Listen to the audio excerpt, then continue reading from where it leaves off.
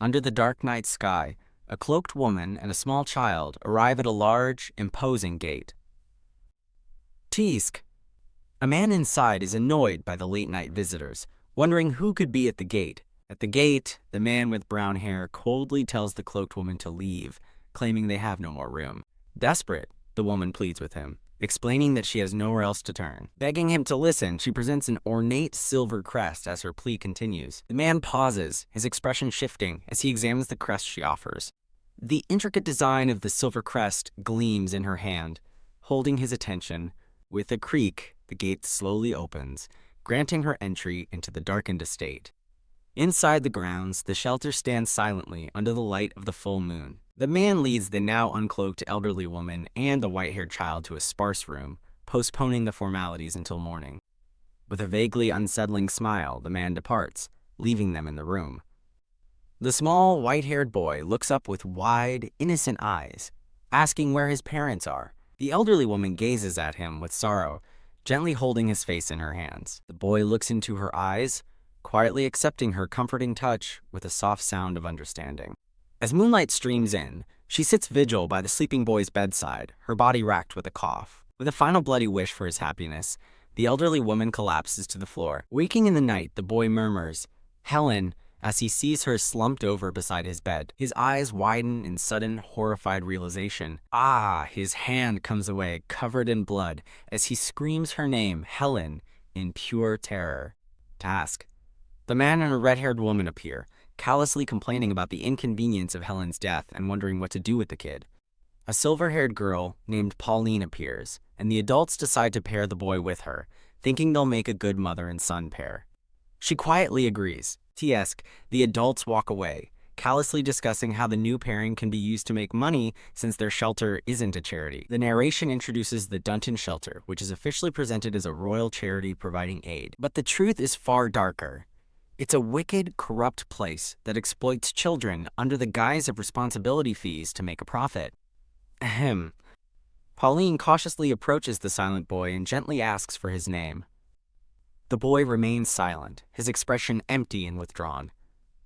She takes his hand gently, acknowledging his pain, but insisting on one certain truth. Surrounded by a vision of white lilies, she tells him with conviction, "You have to survive." She offers a gentle smile, promising that if he endures, happiness will eventually find him. "So let's go now," she says, holding out her hand to the small, hesitant boy. He remembers how Mom Pauline always cared for and protected him from bullies and vagrants, even though the relationship was a front for begging. Because she was always there, he reflects while resting in her lap, he was never truly lonely. 5 years later, an older Pauline sits alone on a bench as the sun sets. Her quiet moment is broken by a familiar voice calling out, "Mom Pauline!"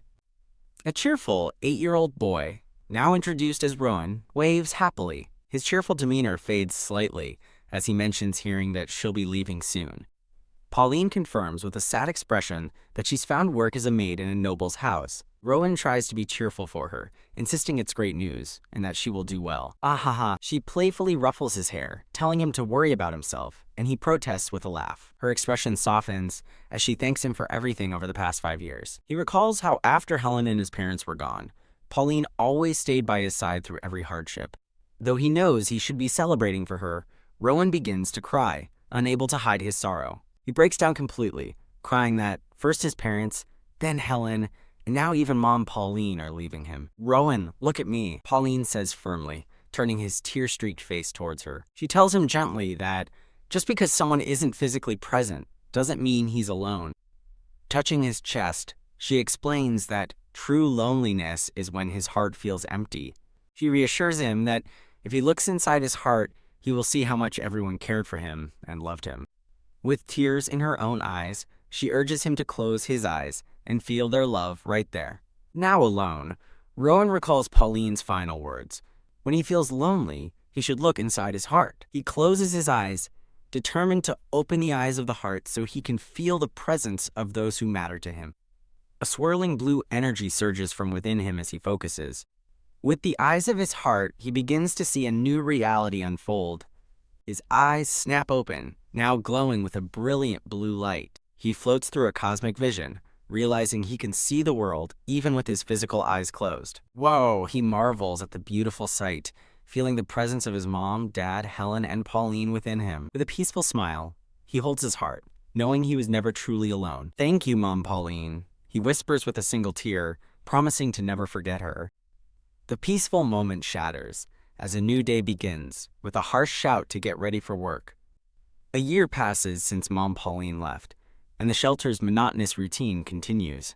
He hasn't heard from Pauline and wonders if she's okay, assuming she's just busy with her new job.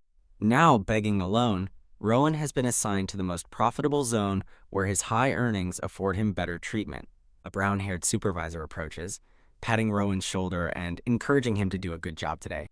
Rowan introduces the man as Blake, the Zone 1 supervisor, who started being kind after learning his past. Blake was also the one who helped him understand that the light he saw was actually mana. Remembering this brings a gentle, knowing smile to Rowan's face. He learned Blake was a swordsman who also possessed a mana cluster, though his had an oddly murky glow. He began to understand that mana is the source of everything in the world. All people unconsciously breathe it, influencing the world's natural flow. Sitting on the street, Rowan marvels at the beautiful flow of mana he can now see everywhere. Though Blake warned him of the dangers, Rowan finds he can already see the mana within everything. A passing woman, seeing his kind face, remarks that his heart must be beautiful too. Oh my, two ladies pass by, charmed by the sweet-looking boy.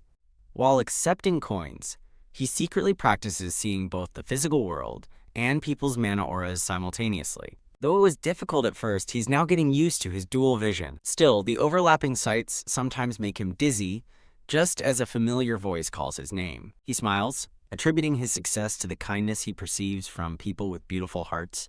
Blake warns him to be careful, as doing well often attracts jealousy from others. He instructs Rowan to report anything or anyone suspicious to him immediately. Rowan agrees aloud, but internally decides it would be better not to say anything. He recalls seeing something strange. Strangers in the crowd with unusually strong and bright mana. Like Blake, they had condensed mana, but theirs was intensely bright, unlike his murky aura. He watched them observe him from the crowd before they vanished by leaping over buildings. Deciding they didn't feel threatening, he resolves to keep his mana-seeing ability a secret for his own safety. His thoughts are interrupted when he notices his coin box is almost full.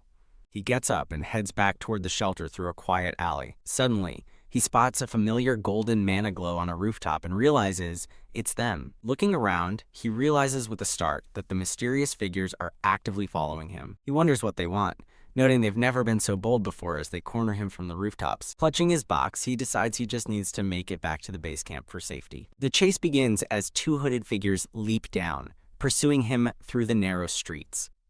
He runs desperately, his only thought to find Blake for help. He glances back in panic, as his pursuers effortlessly close the distance. No, he thinks in despair, realizing he's not fast enough to escape. Suddenly a voice roars, Rowan, stopping him in his tracks. It's Blake, sprinting towards him with fierce determination. "Blake Young," Rowan cries out as Blake scoops him into his arms, telling him to hold on tight. As the pursuers catch up, Blake races for the shelter, warning Rowan not to drop the money box. "Got it?" Rowan Blake asks, making sure the boy is holding on securely.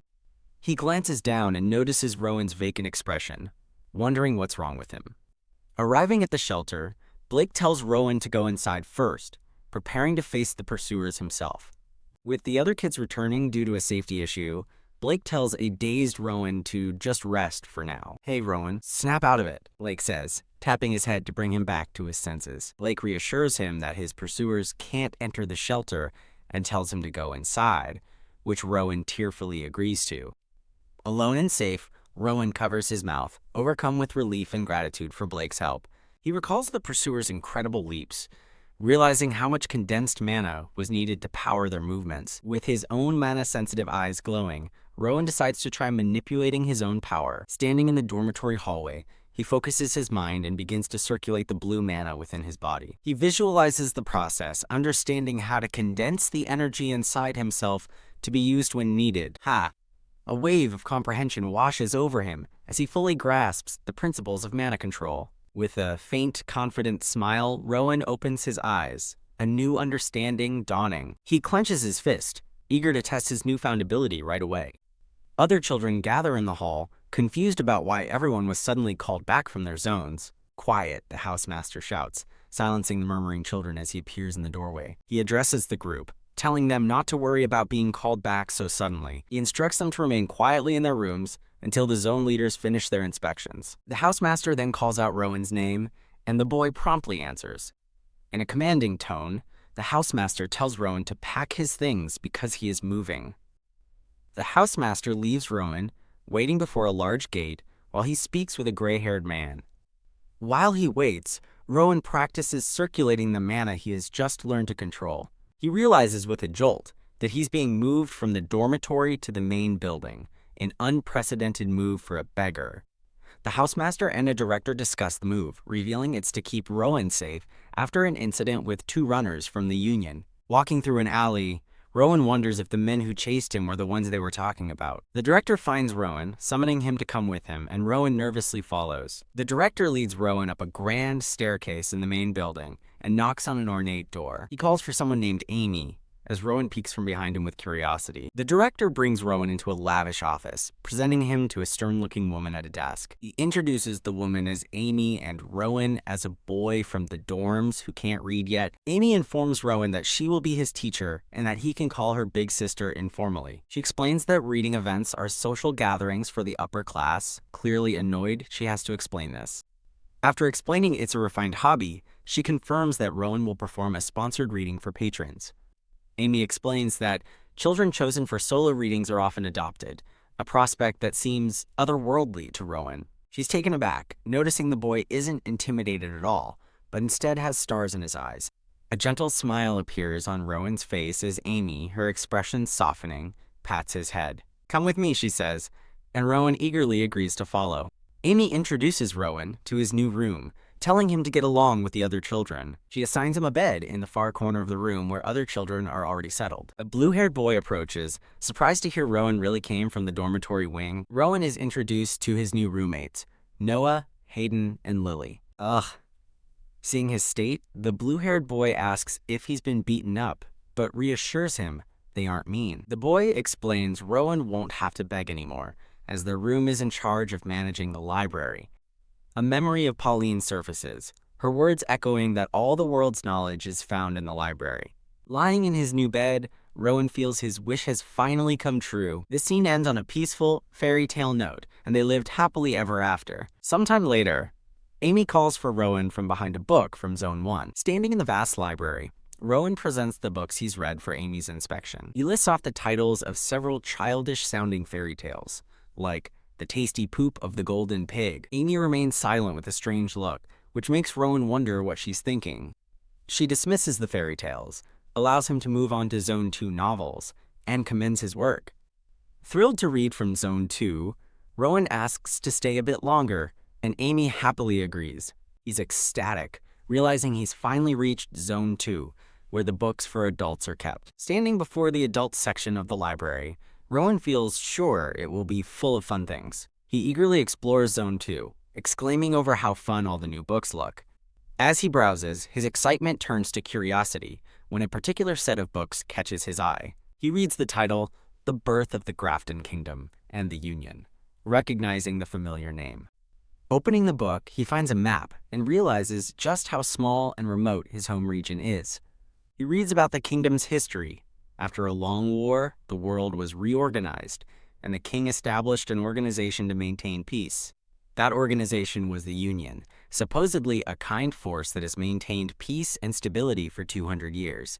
This makes him question why Blake would run away from them, remembering how well he got along with other supervisors. He concludes that the Shelter and the Union have a bad relationship, and the Shelter is hiding what happened on the day he was chased. He's left wondering what secrets the Shelter is desperately trying to hide.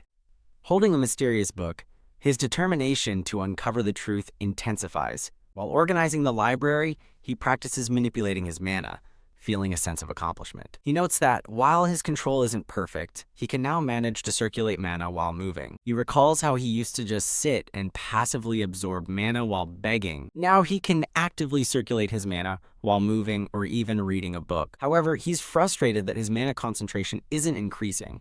as the energy keeps scattering instead of gathering. Suddenly, the red-haired woman calls for all the children to gather. The red-haired woman and Amy stand before the assembled children, ready to begin the day's event. The red-haired woman scans the children, thoughtfully considering who to choose for today's reading session. She calls out the names of Theo, Lily, and Noah, who happily respond. She then calls Rowan's name, much to his surprise. The red-haired woman tells him she can't let him participate in the reading session yet since he's only just finished fairy tales. However, she adds that his presence will look good, instructing him to just observe and learn the atmosphere today. Clap. Amy announces that the 10 chosen children should change their clothes and meet in the reception hall. Some of the other boys grumble with jealousy, finding it unfair that a newcomer like Rowan was chosen. But their jealousy turns to awe when Rowan appears in his formal attire, looking absolutely stunning. After thanking Theo for the compliment, Amy directs Rowan to his assigned seat. The chosen children, including Rowan, take their seats at a long, elegant table in the reception hall. Knock, knock. Amy announces that the guests have arrived, telling the children to get ready. A group of elegantly dressed noblewomen enter the hall, ready for the reading. A memory surfaces of him thanking a kind woman for a coin while he was begging. He recalls the woman's surprised and charmed expression. To his delight, he recognizes one of the patrons as the same woman and expresses his gratitude.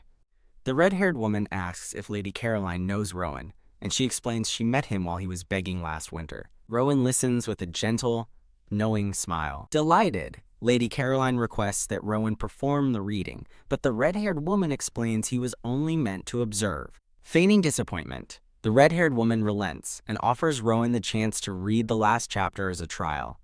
The patrons watch with keen anticipation, eager to hear him read.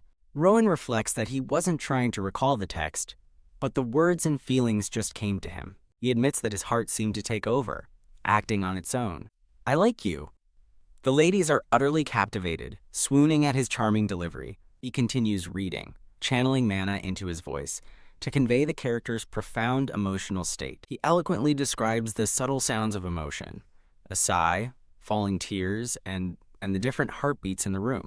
He concludes the chapter, his voice still resonating with the story's emotion. Lady Caroline praises his performance, calling it a truly beautiful and gracious reading. Rowan humbly credits the deputy, as an impressed Lady Caroline eagerly requests another reading for the next day. Back in the second library, Rowan reflects that his performance was due to his body utilizing the flow of mana.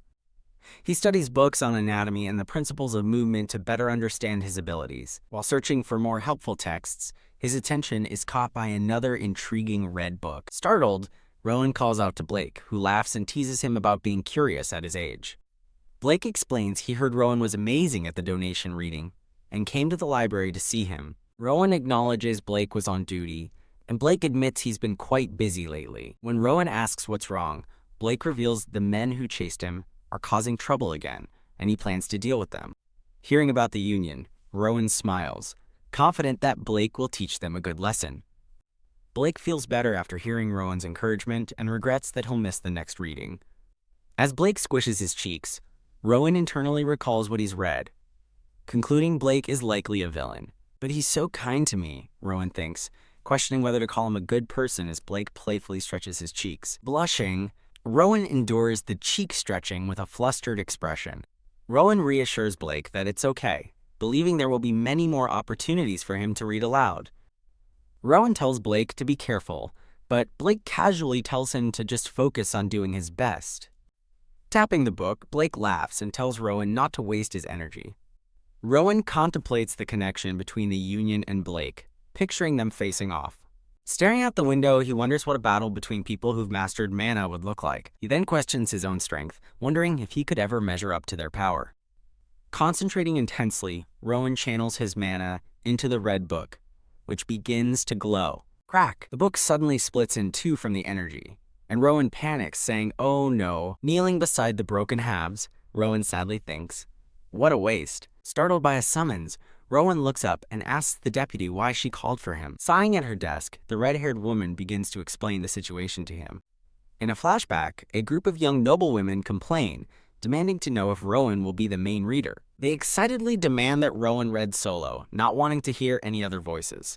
Overwhelmed by their demands, The red-haired woman could only promise to do her best. Finishing her explanation, she asks if he can handle it, and Rowan confidently agrees, earning her praise. Clapping for attention, the red-haired woman tells the assembled children she's announcing a special reader for the day. She names Theo as the special reader, leaving him completely stunned as she offers her congratulations. Though another child whispers they expected Rowan, he cheerfully congratulates a flustered Theo.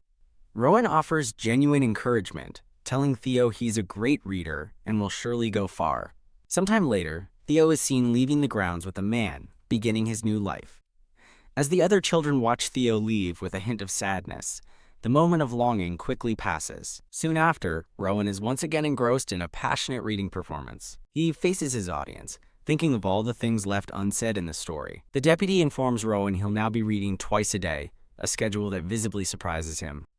She admits it will be tough, but explains that his readings are in extremely high demand. Rowan smiles, genuinely grateful for the appreciation, but then trails off with a "but." Explaining the emotional toll of reading, he asks for fresh air breaks, and the charmed deputy quickly agrees. She warns him not to go beyond the backyard, and he happily promises to obey. Stepping outside, Rowan gazes thoughtfully into the lush garden. He closes his eyes and begins his training, visualizing the paths of muscles and joints as described in his anatomy books. Following the visualized paths, he senses mana flowing through his body. He understands that moving mana requires not just thought, but powerful willpower. He finishes his practice, realizing the main problem is mana concentration, and questions if his own body is the limiting factor. He closes his eyes, deep in thought about his physical limitations. He recalls the day Blake carried him to the shelter, remembering he could barely walk on his own. He remembers the Union agents eventually gave up the chase, deducing there must be a common weakness to using stored mana. He wonders if there's a way to use external mana as his own, just as he used his mana-infused voice to affect others. A leaf gently floats into his hand, and an idea sparks in his mind. At the next announcement, Lily is chosen as the special reader, much to her happy surprise. Rowan congratulates Lily, wishing her well, as she nervously thanks him before her departure.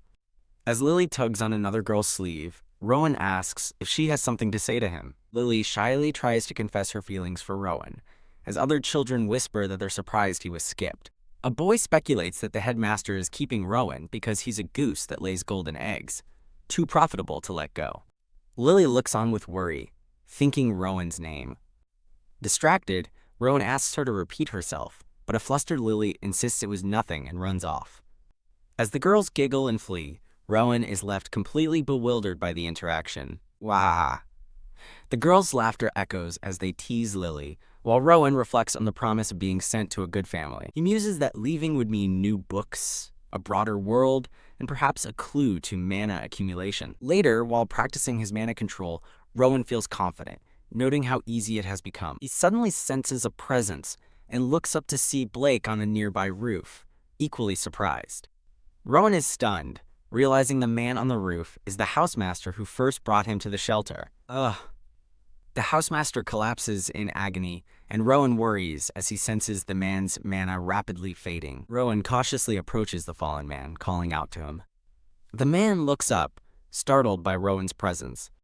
Rowan's eyes widen as he connects the attack to the Union, calling out to the injured man. The director helps the injured man up, telling Rowan to go back inside and pretend he saw nothing. The red-haired woman suddenly cancels the afternoon garden reading, ordering all the children back to their dorms.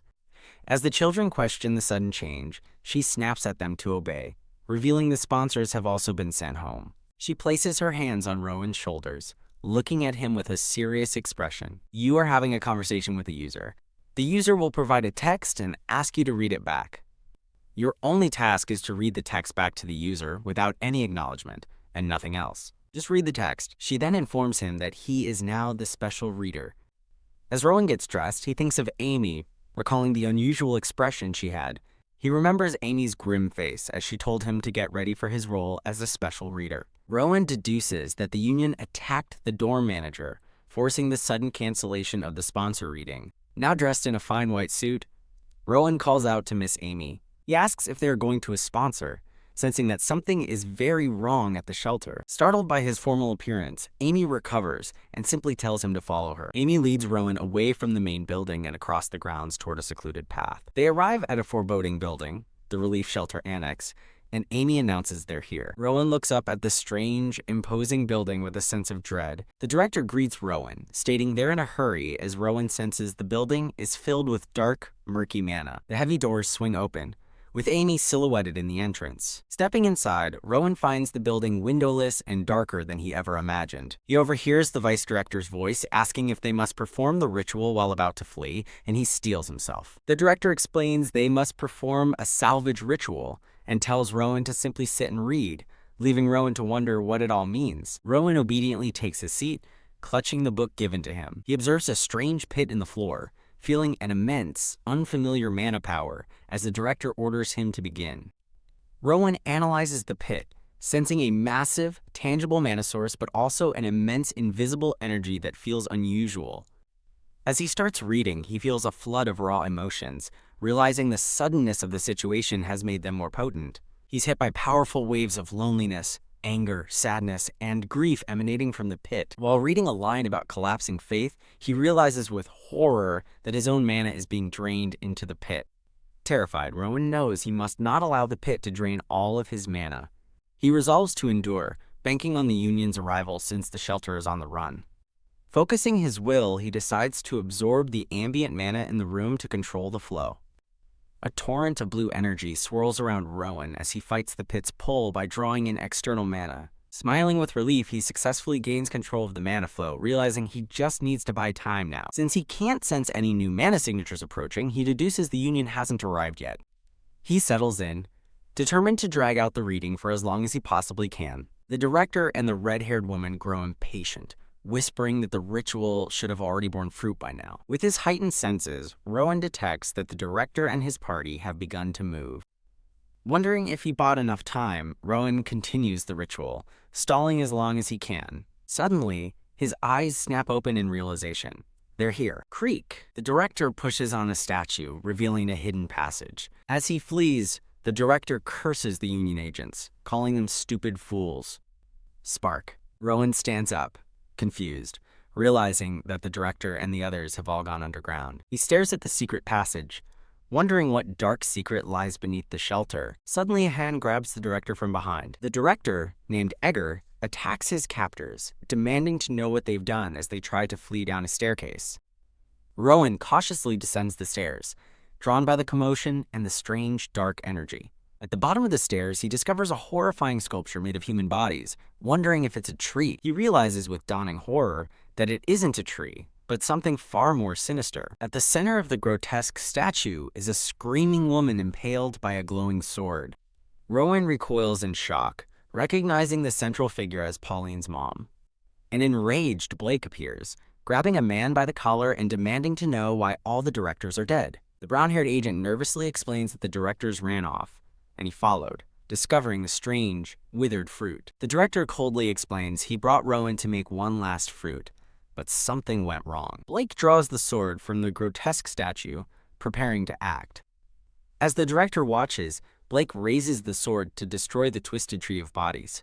In a flashback, Rowan asks Blake why he, a swordsman, doesn't carry a sword. Blake dodges the question, saying he has to go somewhere, as a dark, ominous feeling grows. Blake now stands ready, his hands glowing with a sinister red energy. Tap! The director places a hand on Rowan's head, and terrifying red claws manifest before the boy's eyes. The brown-haired agent and Blake stare in disbelief at the sudden turn of events. A massive torrent of blue energy erupts from Rowan's body, blasting outwards. Blake observes the display, noting that blood ties aren't just for show, and that Rowan has awakened to mana.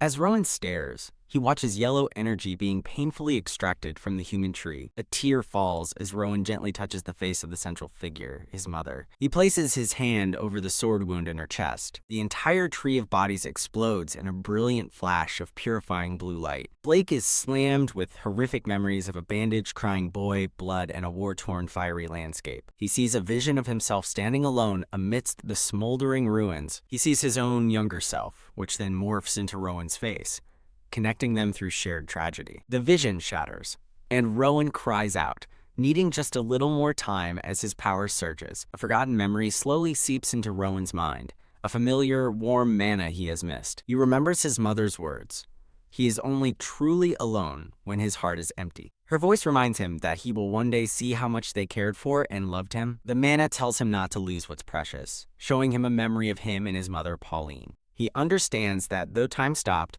the memories and love he shared with his mother were eternal. Blake presses a sword to Rowan's neck, saying he only waited this long because it was him. He admits he wanted to take Rowan with him because of his intelligence. Blake sighs that things went sideways because of the other idiots, but decides to ask anyway. He offers Rowan a choice: come with him, or die quietly, which would be a waste of his potential.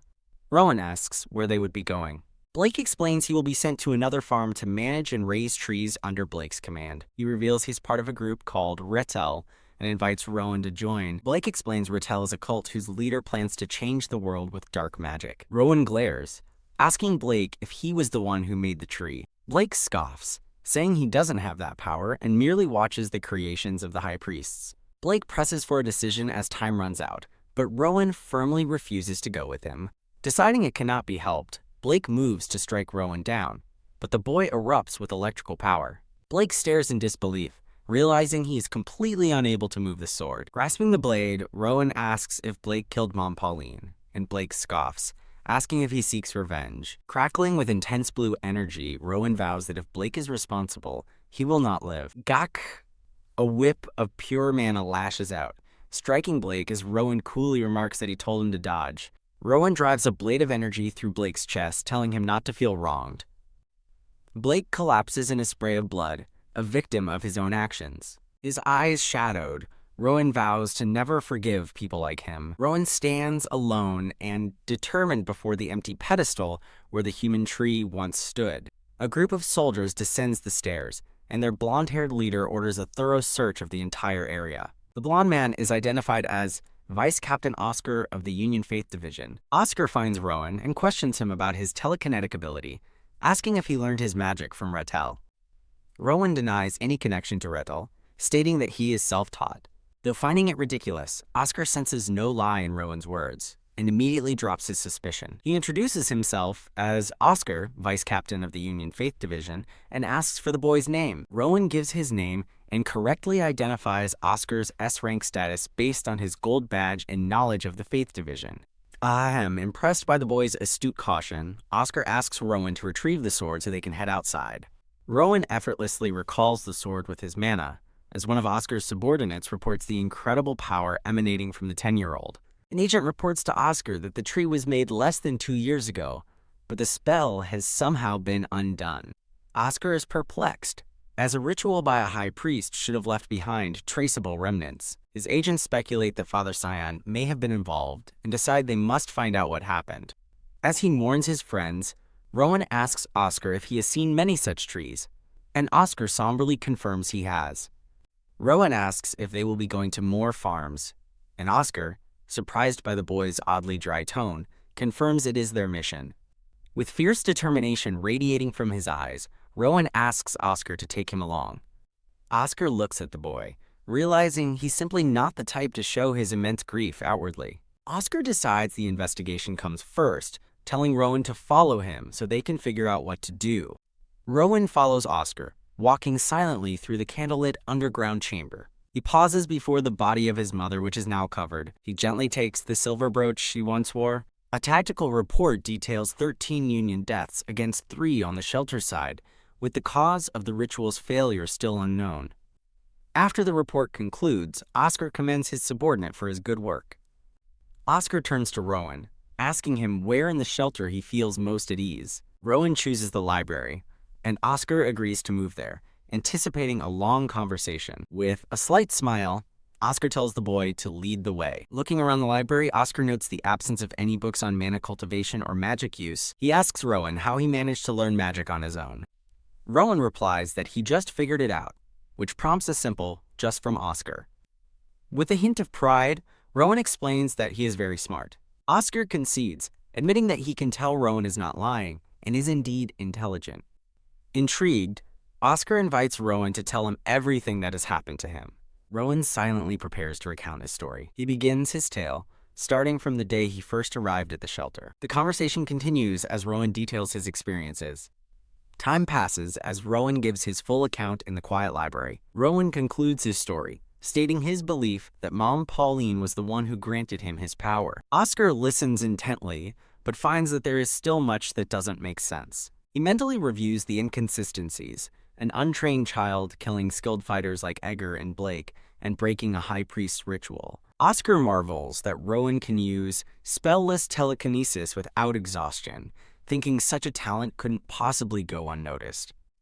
Rowan asks for permission to ask a question, and upon receiving it, asks Oscar to explain what the tree is. Oscar explains it is a black magic device by Rettel based on human life, and Rowan connects this to the talk about fruits. Oscar clarifies that the tree absorbs mana and life to form a precious crystal fruit, showing Rowan a withered example and confirming that people eat them. Oscar explains that the fruit can instantly increase mana reserves and fetches a high price on the black market. Rowan asks why readings were necessary, and Oscar theorizes that some rituals require certain conditions, believing the stories help stabilize the tree and improve the fruit. Rowan remembers the reading, realizing the tree seemed to be listening intently, as if absorbed in the story.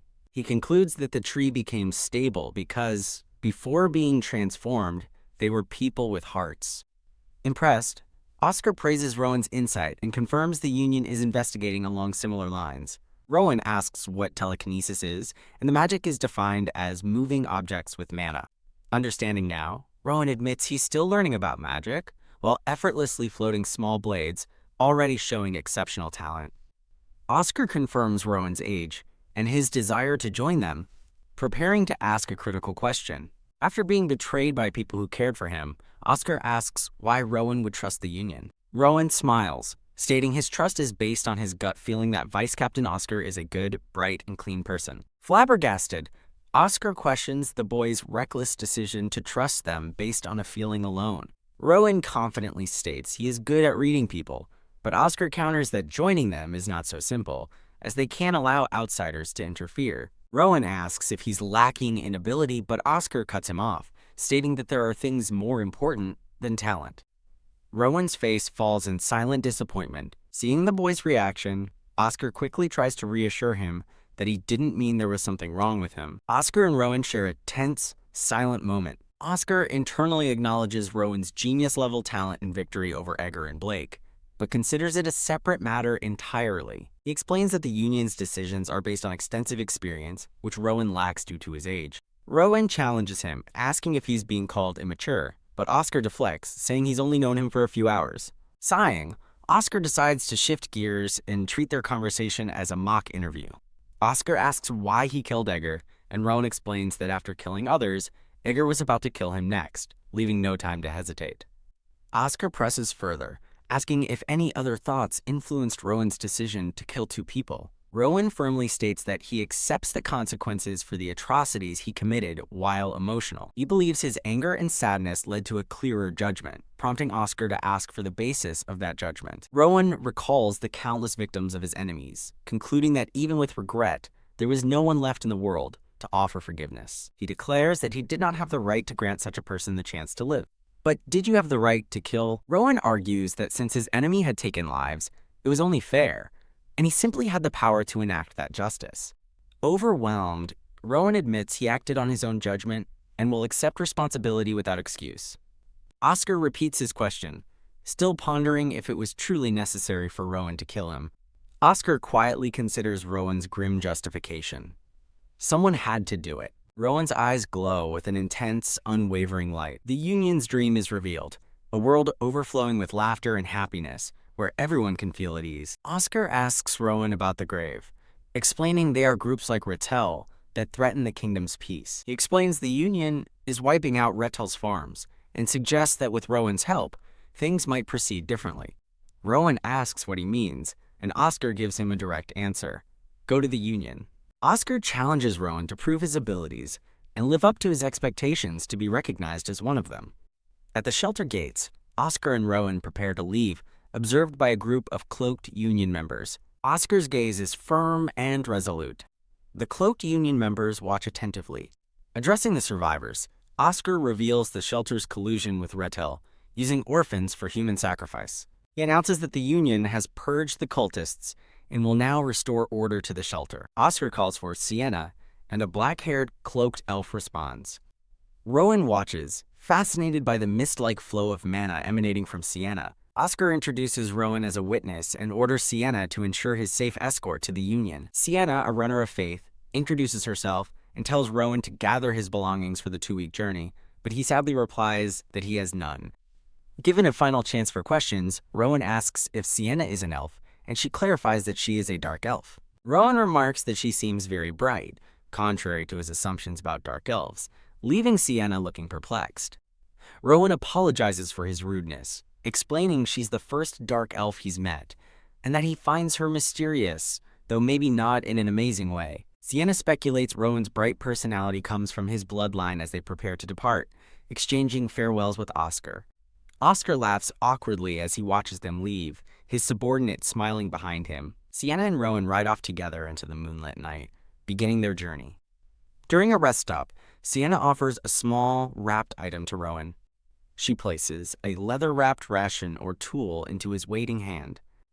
By a campfire, Rowan thanks Sienna but admits calling her runner nymph feels strange. He then asks if he should call her Nuna, but she finds that awkward as well. Rowan proudly presents a small item he's finished working on, getting a curious look from Sienna. He cheerfully suggests calling her Sunbae, since he'll soon join the Union, revealing a makeshift badge he created. Sienna is left speechless by his enthusiastic gesture. Flustered, she looks away and begrudgingly tells him to do whatever he wants. As they sit by the fire, Rowan quietly practices his magic, effortlessly floating daggers around them. Sienna remarks on how special his power is, but Rowan reveals Oscar called it psychokinesis and muses it might be best to pretend that's all it is. Rowan asks what his ability truly is, and Sienna confesses she has never seen anything like it. She explains his power seems to control mana directly, without any need for spells or incantations. Sienna theorizes that it's a rare power that perhaps only ancient elves once possessed. She looks at him intently, her analysis concluded. Sienna adds that based on his eye color alone, she suspects his parents were not ordinary people. Rowan looks pensively into the fire, contemplating the idea of his parents. Their journey continues on horseback, through a bright, sunlit forest. Sienna calls out Rowan's name, and he peeks over her shoulder in response. Pointing toward the horizon, Sienna announces they have arrived at the Union. They approach the massive gates of a fortified city. An overhead view reveals a bustling town filled with people and commerce. Riding through the crowded streets, Sienna explains the Union has separate residential and commercial zones. She elaborates that resources and people from all races gather here. When Rowan asks why the Union is the strongest stronghold, Sienna explains its strength comes from the powerful people who reside there, not just the walls. The Union is described as the sword and the tome of the continent, a military power that protects the kingdom from threats like grave. Rowan quietly absorbs this new information. Sienna announces their arrival at a specific destination within the city. Declaring it his new home, she leads him toward a large door that creaks open. Sienna and Rowan walk along a peaceful path on the Union grounds. A man with heavily tattooed arms approaches, thanking Sienna for her hard work. He introduces himself with a smile as Lazarus, director of the Union Management Bureau. Director Lazarus turns his attention to Rowan, formally greeting him. Lazarus then asks if he can have a private word with the boy. The two sit opposite each other in a grand, sunlit room.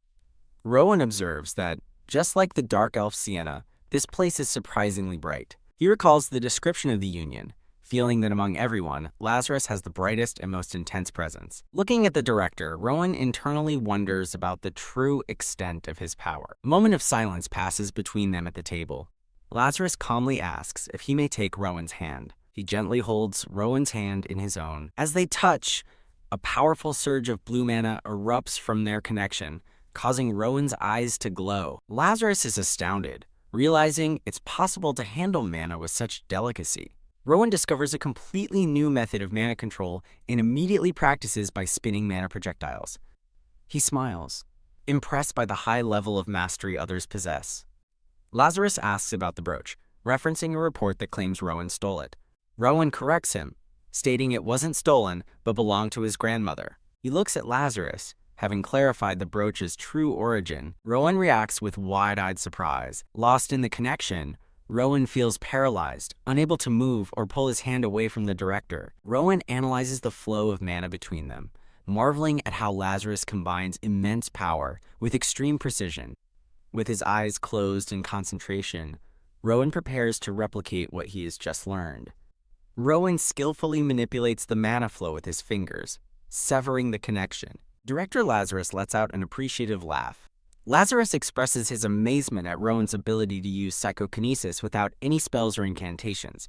Internally, Rowan admits he was careless, only copying the director's mana control out of curiosity and not expecting to be caught. Director Lazarus thoughtfully examines the brooch, a curious look on his face.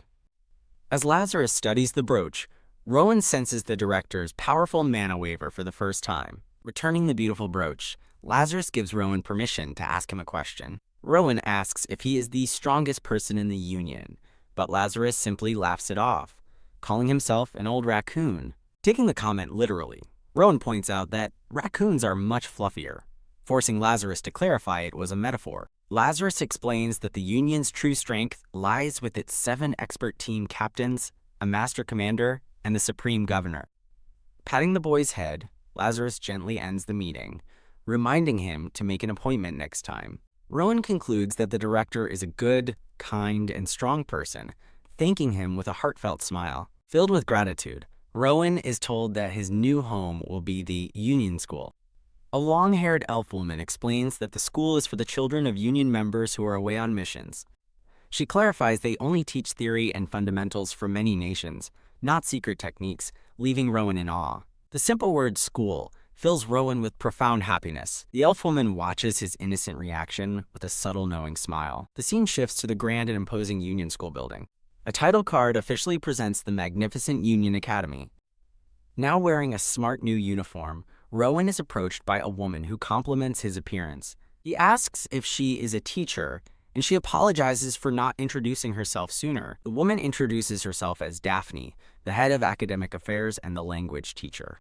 Handing Rowan the class schedule, Daphne explains he can choose his own electives. Eager to learn everything, Rowan immediately checks off nearly every subject on the list. Daphne gently warns him that with classes come homework and exams, so he should be prepared for a challenge. Rowan looks genuinely perplexed by her warning. Ting. Why is studying hard? He asks innocently, leading Daphne to realize this is a very peculiar child. Deciding to share the schedule as is, Daphne leads him toward his first class. As a classroom door swings open, they overhear other students chatting in the hall. They step into a massive lecture hall already filled with seated students. Rowan takes a moment to look over the faces of his new classmates. He immediately senses that, as he suspected, every student in the room possesses denser mana than he does. He looks on in awe, at 2 students in particular, amazed by the power he can feel from them. Concluding the problem was always with his own body, Rowan stands by as Daphne prepares to introduce him. Daphne prompts Rowan to introduce himself to the class, and he agrees. He faces his classmates, the experience of standing before so many people a new one for him. "Hi, I'm Rowan from the Duncton Orphanage," he announces, causing a murmur to spread through the room. He follows up his simple introduction with a disarmingly bright and charming smile. His innocent introduction leaves Daphne utterly stunned. Mentally scolding herself for being distracted, Daphne tells him he did well and directs him to an empty seat. Rowan walks between the rows of desks to find his spot. He takes his seat at an empty desk, ready for class to begin. Daphne begins the lesson with a fairy tale, first asking Rowan if he is able to read. When Rowan confirms he can, the class eagerly asks to hear him read it aloud. He opens the book but stops short, confused by the strange text on the page. The fairy tale is a bizarre verse about an earwig feasting on swine's dung. Well, that's one way to start a literature class. Rowan recognizes the fairy tale as The Hairy Bride, one Miss Amy had tested him on before. As he continues reading aloud, the class listens with amusement as the story describes a girl trying to remove hair from her knees. He cheerfully finishes the verse, explaining that her efforts only made the hair grow thicker. Rowan connects the story to his own life, wondering if he identified with the girl hiding her hair because he was hiding his own nature, before dismissing the idea. Recalling a past conversation with a woman, he concludes he'll never know her true feelings unless he meets her again. Rowan reflects that understanding people is harder than studying, and with that thought, his sadness fades. A student lets out an emotional wail, and suddenly the entire class erupts in heartfelt applause. Even Daphne is misty-eyed, clapping along with her students, clearly moved by his reading. Looking out the window, Daphne internally notes that a truly incredible child has enrolled in the academy. After class, a group of curious students gathers around Rowan, while a brown-haired girl watches him from a distance. The students praise Rowan's incredible reading performance, noting it was so moving that even Daphne was impressed, and he thanks them humbly. Rowan seems slightly confused by the enthusiastic praise. The brown-haired girl, who had been watching from afar, studies him with a serious, knowing expression. A spark of realization hits her as she internally confirms it's definitely her. In a flash of memory, she recalls a tree's vision showing her own body lying lifeless in a desolate landscape. Returning to the present, the brown-haired girl extends her hand and suggests they get along. As they shake hands, she asks which elective he chose, and he confirms he signed up for basic swordsmanship. Rowan then wonders aloud if swordsmanship is necessary for the union, admitting that holding a sword doesn't feel right for him. The brown-haired girl is left speechless by his unexpected comment. Utterly perplexed, Rowan stands there with a cute, confused look on his face. A new group of students in training uniforms emerges from a large doorway, ready for their next class. A stern-looking instructor with arms crossed waits for them in a training yard. Someone yells, "First come, first served," and the students immediately break into a run. With a collective cry, the entire class sprints toward the training grounds. Rowan watches in surprise as a classmate blazes past him. The other students shout back at Rowan, encouraging him to catch up as they race ahead. Rowan stands alone for a moment, observing the scene with a thoughtful expression. He realizes that not just him, but every student here is giving it their all. With a surge of determination, Rowan unleashes his blue mana, preparing to join the race. As he sprints forward, he effortlessly levitates the other students, who look on in total shock. The floating students marvel at his incredible speed, wondering who this new kid is. The brown-haired girl watches in disbelief as Rowan speeds past her. Her mind reels as she recognizes the boy running at impossible speeds. She continues to watch him, her thoughts confirming his speed is unreal. An overhead view shows Rowan easily leading the pack as they all run. He glances back with a playful grin, taunting his classmates to catch him. A voice cries out in the distance, warning everyone to be careful amidst the chaos. The instructor watches the scene unfold, a flicker of curiosity on his face. He notes the new kid's extraordinary momentum as Rowan continues to lead the pack. The instructor thoughtfully strokes his chin, impressed by Rowan's speed, and wondering if he has already mastered mana meditation. He yells encouragement to the class, pushing them to keep running until the very end, and they shout back in agreement. The class stands in formation before the instructor after their vigorous run. Rowan happily remarks on the fun of running with friends, while the brown-haired girl beside him wonders if he's even human. She notes with amazement that Rowan shows no sign of being tired at all. Rowan cheerfully asks, "That was incredibly fun, right, Sophie?" Leaving her to stammer in reply while thinking he's a demon, the instructor approaches Rowan, declaring his rest period over. The man introduces himself as Diego Sanchez, the swordsmanship teacher, and Rowan politely greets him in return. Diego announces the lesson will now begin in earnest and directs the students to grab wooden swords. As other students complain about needing more rest, Diego scolds them while Rowan stands by, ready and waiting. Diego Sanchez eyes Rowan expectantly, waiting for him to begin the swordsmanship lesson. When Diego asks what he's waiting for, Rowan hesitantly explains his reluctance to pick up a sword. Slash! A violent flashback shows a man brutally attacking someone with a sword. Returning to the present, Rowan quietly admits that he just doesn't want to hold it. Diego looks on with a surprised but thoughtful expression. The instructor asks if he's afraid of the sword, but Rowan remains silent. Placing a hand on his shoulder, Diego acknowledges that a sword is a dangerous tool, and it's wise to approach it seriously. Diego explains that a sword is merely a tool whose nature is defined by the one who wields it, encouraging Rowan to face it. It's just a tool. He wonders if his aversion is tied to a man named Blake, questioning if he dislikes staffs if Blake had used one instead. Deciding not to run away, Rowan resolves to face his discomfort and finally picks up a wooden sword. With determination, Rowan holds the practice sword as his blue mana begins to swirl around him. Diego announces that to keep things fair, Rowan and Sophie, the two who placed first, will be paired up for a duel. Sophie is stunned to realize she's been matched against Rowan as they face each other for their first duel. Other students gossip, certain that despite his speed, Rowan will lose to Sophie, whose family's swordsmanship is famous throughout the kingdom. With his hands on his hips, Diego gives the signal for the duel to begin whenever they are ready. Sophie immediately leaps into action, launching a swift and powerful strike. Sophie's determined gaze meets Rowan's surprisingly calm and focused eyes. Rowan observes her form, noting her stance is as solid as a rock despite his own inexperience with swordsmanship. He realizes that her clean technique doesn't trigger the same unpleasant feeling his past trauma did. Intrigued, Rowan wonders if this is what proper, good swordsmanship is supposed to feel like. Seeing it as a chance to learn, Rowan decides to take the duel seriously. He takes a ready stance, his own mana flaring to life as he prepares to counter. Both Sophie and Diego are visibly shocked by Rowan's sudden change in demeanor. His form is analyzed as a perfect attack and defense stance. Sophie steals her resolve, determined not to lose to Rowan in both running and swordsmanship. Vowing not to lose for the pride of the Pobel family, she grips her sword and prepares to attack again. Sophie presses her attack, but Rowan effortlessly dodges her fluid strikes. Stunned that he dodged her, Sophie watches as Rowan calmly anticipates where her sword will go next. Rowan flawlessly predicts and parries her strikes, aimed at his chest and shoulder. He calmly blocks her final, powerful swing, aimed directly at his head. Sophie trembles in disbelief, her assault completely neutralized. She realizes with shock that he's not just blocking, but reading her every move, and wonders how he can see so far ahead. With a knowing smile, Rowan simply confirms her unspoken thought with a confident sure. After the duel, a classmate approaches and praises Rowan's impressive performance.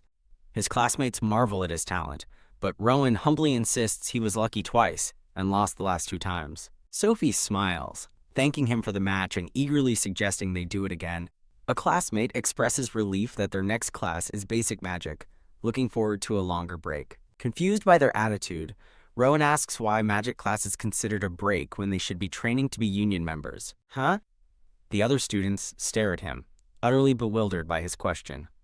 A student explains that magic is incredibly difficult to learn, prompting Rowan to ask who their teacher is. His classmate looks at him in disbelief, asking if he really doesn't know anything, leaving Rowan puzzled. He learns their teacher is Professor Arthur, the former honorary commander and current magic dean, a master of immense power. The scene shifts to the magnificent and grand magic lecture hall. An intricate golden orrery stands at the front of the ornate classroom. The esteemed Professor Arthur calmly surveys the students seated before him. Sophie leans over to Rowan, confirming that the man at the front is indeed Professor Arthur. An aura of immense blue mana surrounds Professor Arthur, reinforcing his status as the former honorary commander and current dean of magic studies. Rowan senses the professor's mana is even denser than the director's, once again pondering the true extent of the union's power. Professor Arthur notes the new student and asks him to say hello, so Rowan stands to introduce himself to the magic class. Professor Arthur introduces himself as the teacher for basic magic. While the students look utterly bored, he acknowledges the class might feel tedious. Rowan stands and declares his resolve to become a mage and join the union. Chuckling, Professor Arthur commends Rowan's spirit and ambition. He then asks Rowan if he realizes that becoming a mage is a far harder path to the union than swordsmanship. A classmate ponders Rowan's earlier strange reaction, while Rowan himself looks confused by the professor's statement. When Rowan asks why, Professor Arthur turns and asks Sophie to explain it to him. Sophie explains that magic requires vast knowledge, is mentally and physically draining, and takes at least 10 years of training to become a first-class mage. Professor Arthur confirms her point, adding that it's difficult for a mage to join the union right after graduating. Rowan reflects on this, realizing a first-class mage is at best a reserve member, not a frontline combatant. A vision of active union members flashes, reinforcing that one must be at least second class to be on the front lines. Rowan realizes that by graduation, he can only hope to reach third-class magic, and Arthur watches his reaction. Arthur presses him, asking if he even knows what third class means, but Rowan admits he's ignorant about magic. Understanding Rowan's lack of knowledge, Professor Arthur turns to the blackboard, deciding to teach him a lesson. While writing on the board, he begins to explain why swordsmanship is the union's main focus and magic is seen as scholarly. After writing a long formula, he challenges the class to find what's wrong with it. Rowan recognizes the complex formula from his memories of the pit and the trees, wondering about its meaning. Professor Arthur explains that despite its complexity, this is for a basic fire arrow, and advanced spells are far more intricate. Suddenly, a fiery arrow manifests from the runes, surprising the professor himself.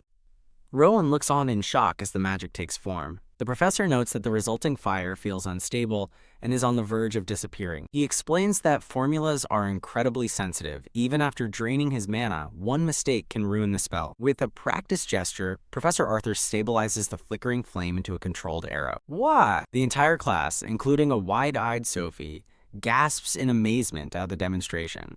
Holding the stable fire arrow, Arthur explains that magic requires more than just patience and comprehension. He demonstrates again, transforming the arrow into a swirling fireball, explaining it requires more mana and mental strain. Arthur notes that magic's limits are reached faster than swordsmanship's, and Sophie quickly raises her hand to answer why. Sophie correctly explains that channeling mana as an aura is far more efficient than manifesting it as magic, earning the professor's praise. Rowan listens intently, realizing that a mage's power is directly tied to their mana reserves. A visual shows a man supported by a giant hand, illustrating how mana sustains a person. Contemplating his own low mana concentration, Rowan worries about his ability to use powerful magic as Arthur demonstrates a massive spell. He wonders if he can overcome his limits by studying the process and phenomena of magic itself. Professor Arthur asks Rowan what is required to cast the spell, and Rowan hesitantly suggests the formula on the board. Arthur explains that such vast information is usually condensed into a magic circle, which he begins to draw. Rowan connects this to Director Lazarus's tattoo, asking if mages engrave circles on their bodies for quick casting, which Arthur confirms. The concept of a magic circle being a symbol resonates with Rowan. He begins to piece it together.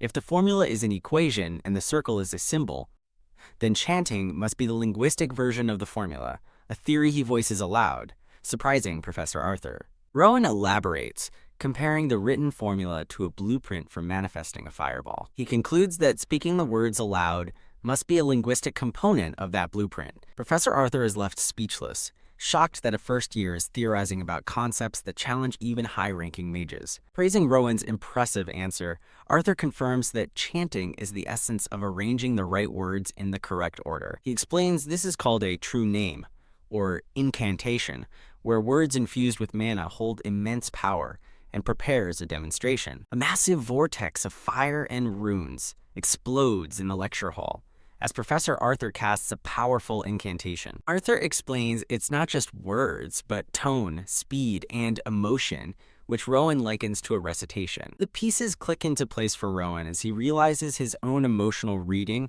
was a form of incantation. Arthur asks if he's scared off, but Rowan replies that he's actually even more interested in magic now. Pleased, the professor announces they'll study ancient languages next and hands out books, to the other students' dismay. After class, Sophie walks with Rowan, complaining about the endless homework and her packed schedule. She tells Rowan he's on another level for filling his entire week with classes, but he cheerfully says studying is fun, much to her annoyance.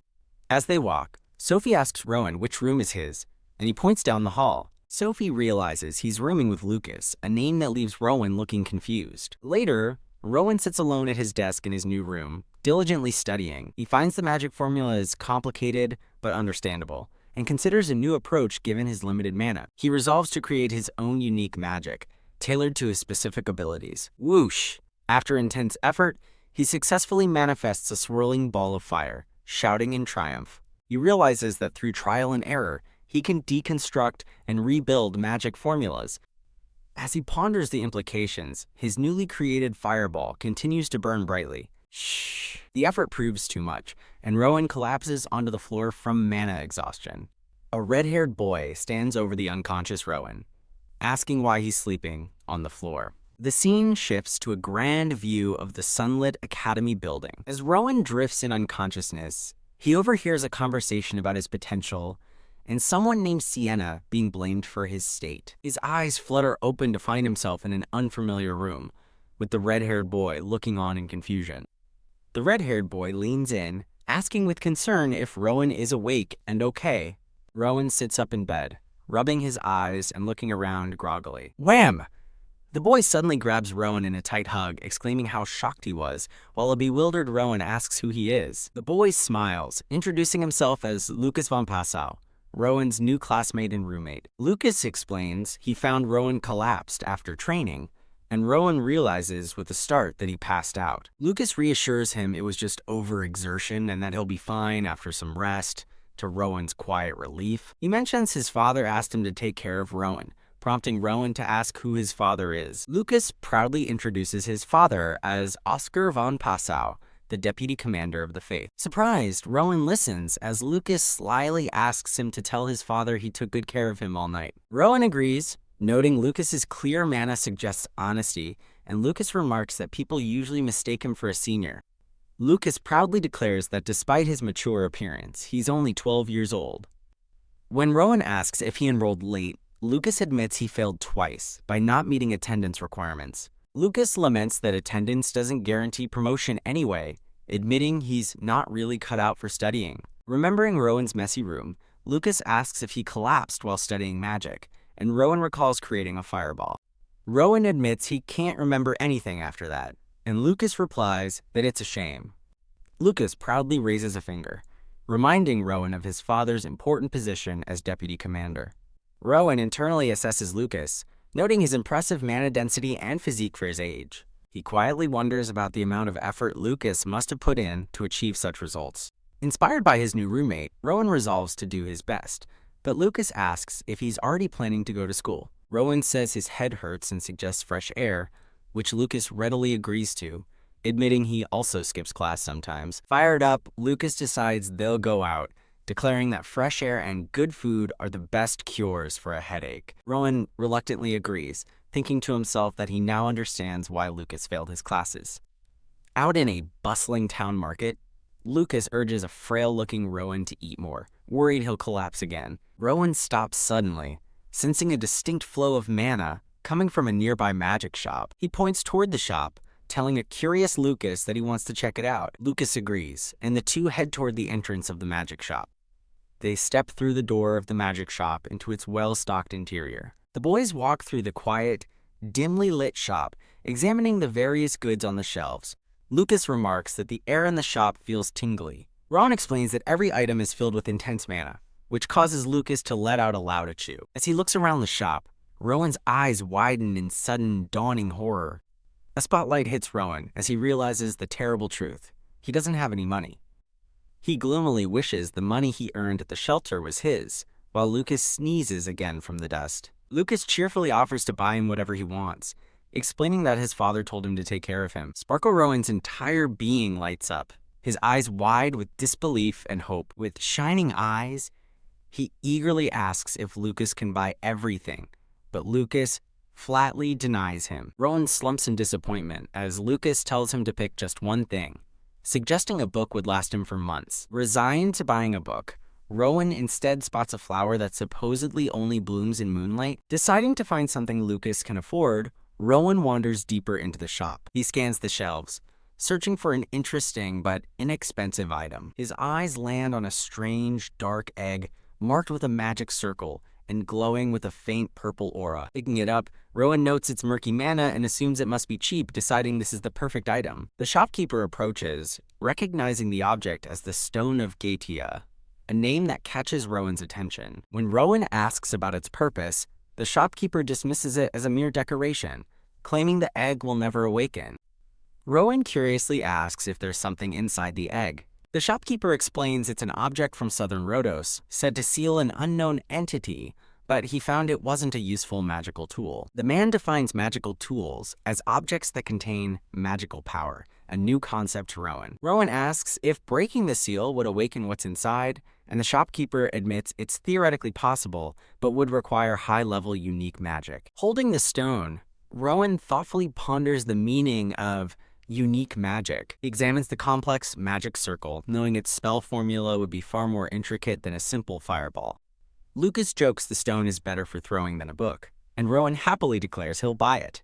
After buying the stone, Lucas is ready for their next stop, while Rowan carefully polishes his new treasure. Lucas suddenly realizes they're late and urges Rowan to hurry, leaving him confused about where they are going. Lucas grins, announcing he's taking Rowan to the coolest place in Union as a breathtaking cityscape appears before them. With an arm around a stunned Rowan, Lucas proudly asks if the view is cool, and Rowan can only gasp, "Wow." Rowan asks if the central clock tower is the heart of Union, which Lucas confirms is the headquarters for the governor and captain. Curious, Rowan asks if Lucas has ever seen them, and Lucas replies that he saw the former captain with his father when he was young. Lucas recalls that the captain wore a white suit and looked cool, though he struggles to describe it further. Rowan comically imagines the captain as a white goose standing among a flock of black crows. Rowan looks downcast, admitting he didn't know that detail. He reflects that his knowledge only comes from books, which describe a 7th rank commander as an expert. The narration explains a commander can subdue a city,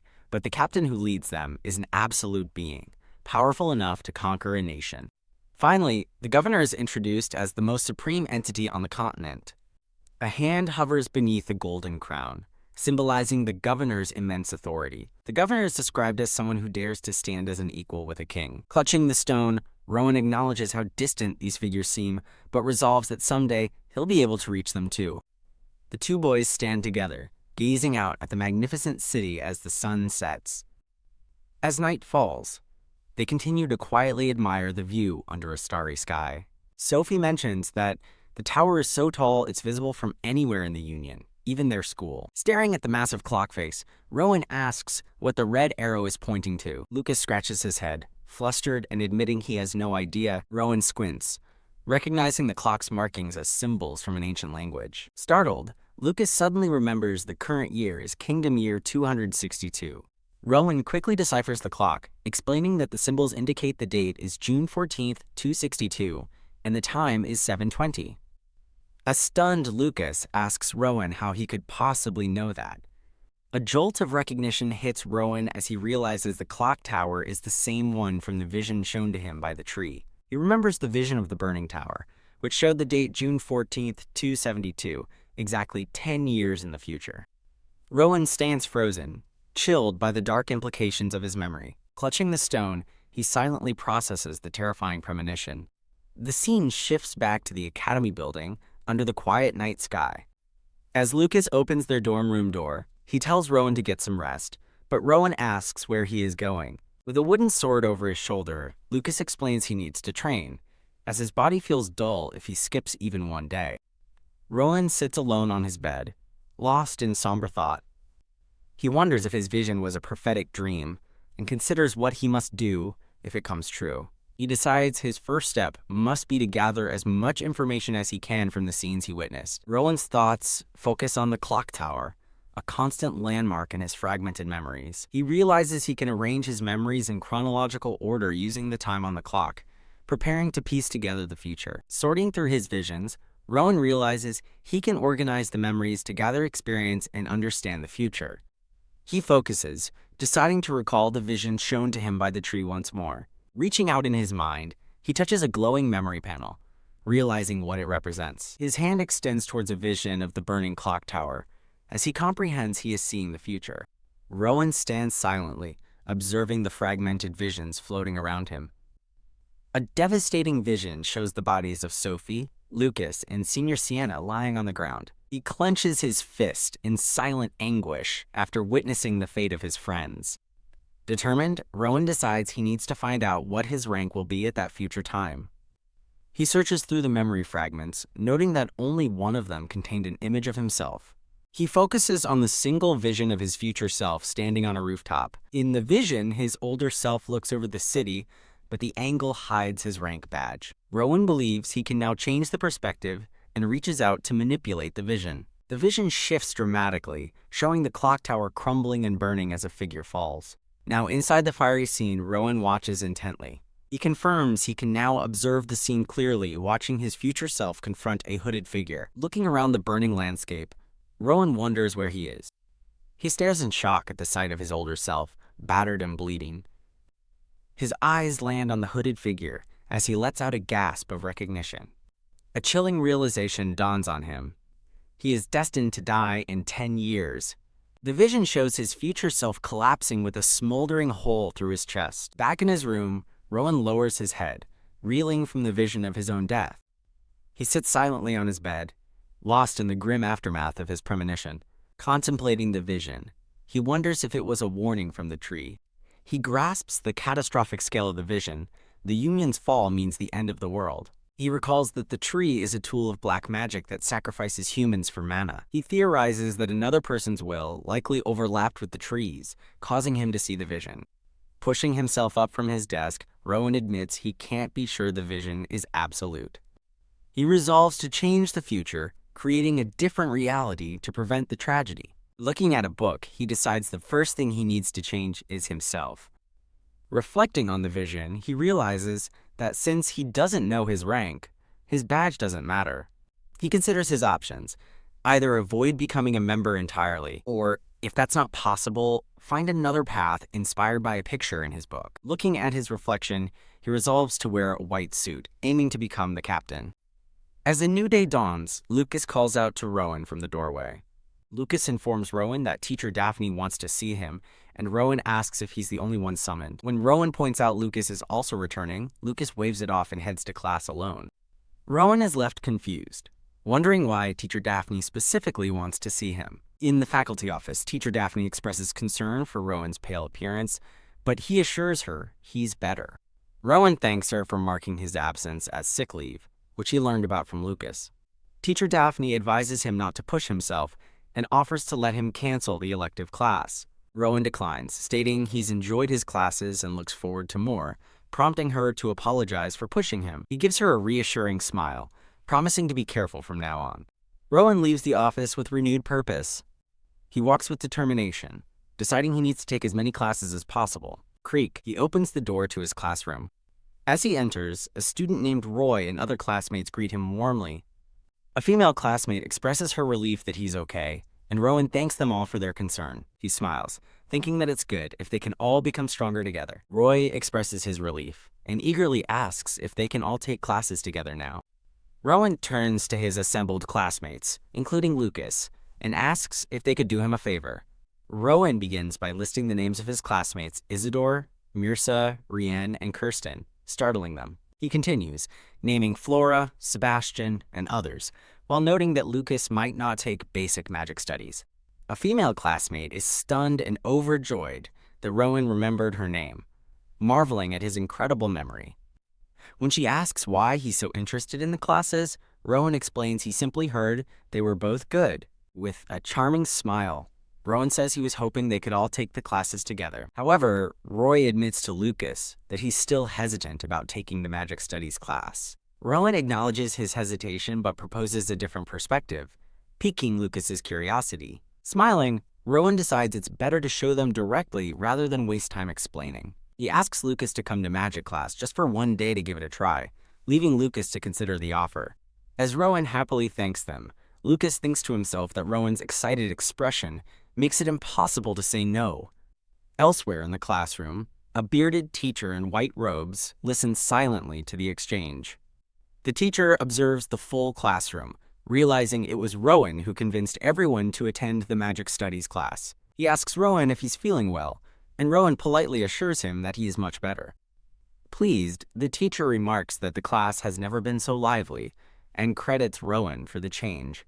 Rowan explains he just wanted to show his friends that magic isn't as distant as they think, intriguing the teacher. The teacher wonders what else the boy has learned, and asks how he plans to demonstrate his point. Rowan respectfully asks for permission to come up to the front platform for a moment.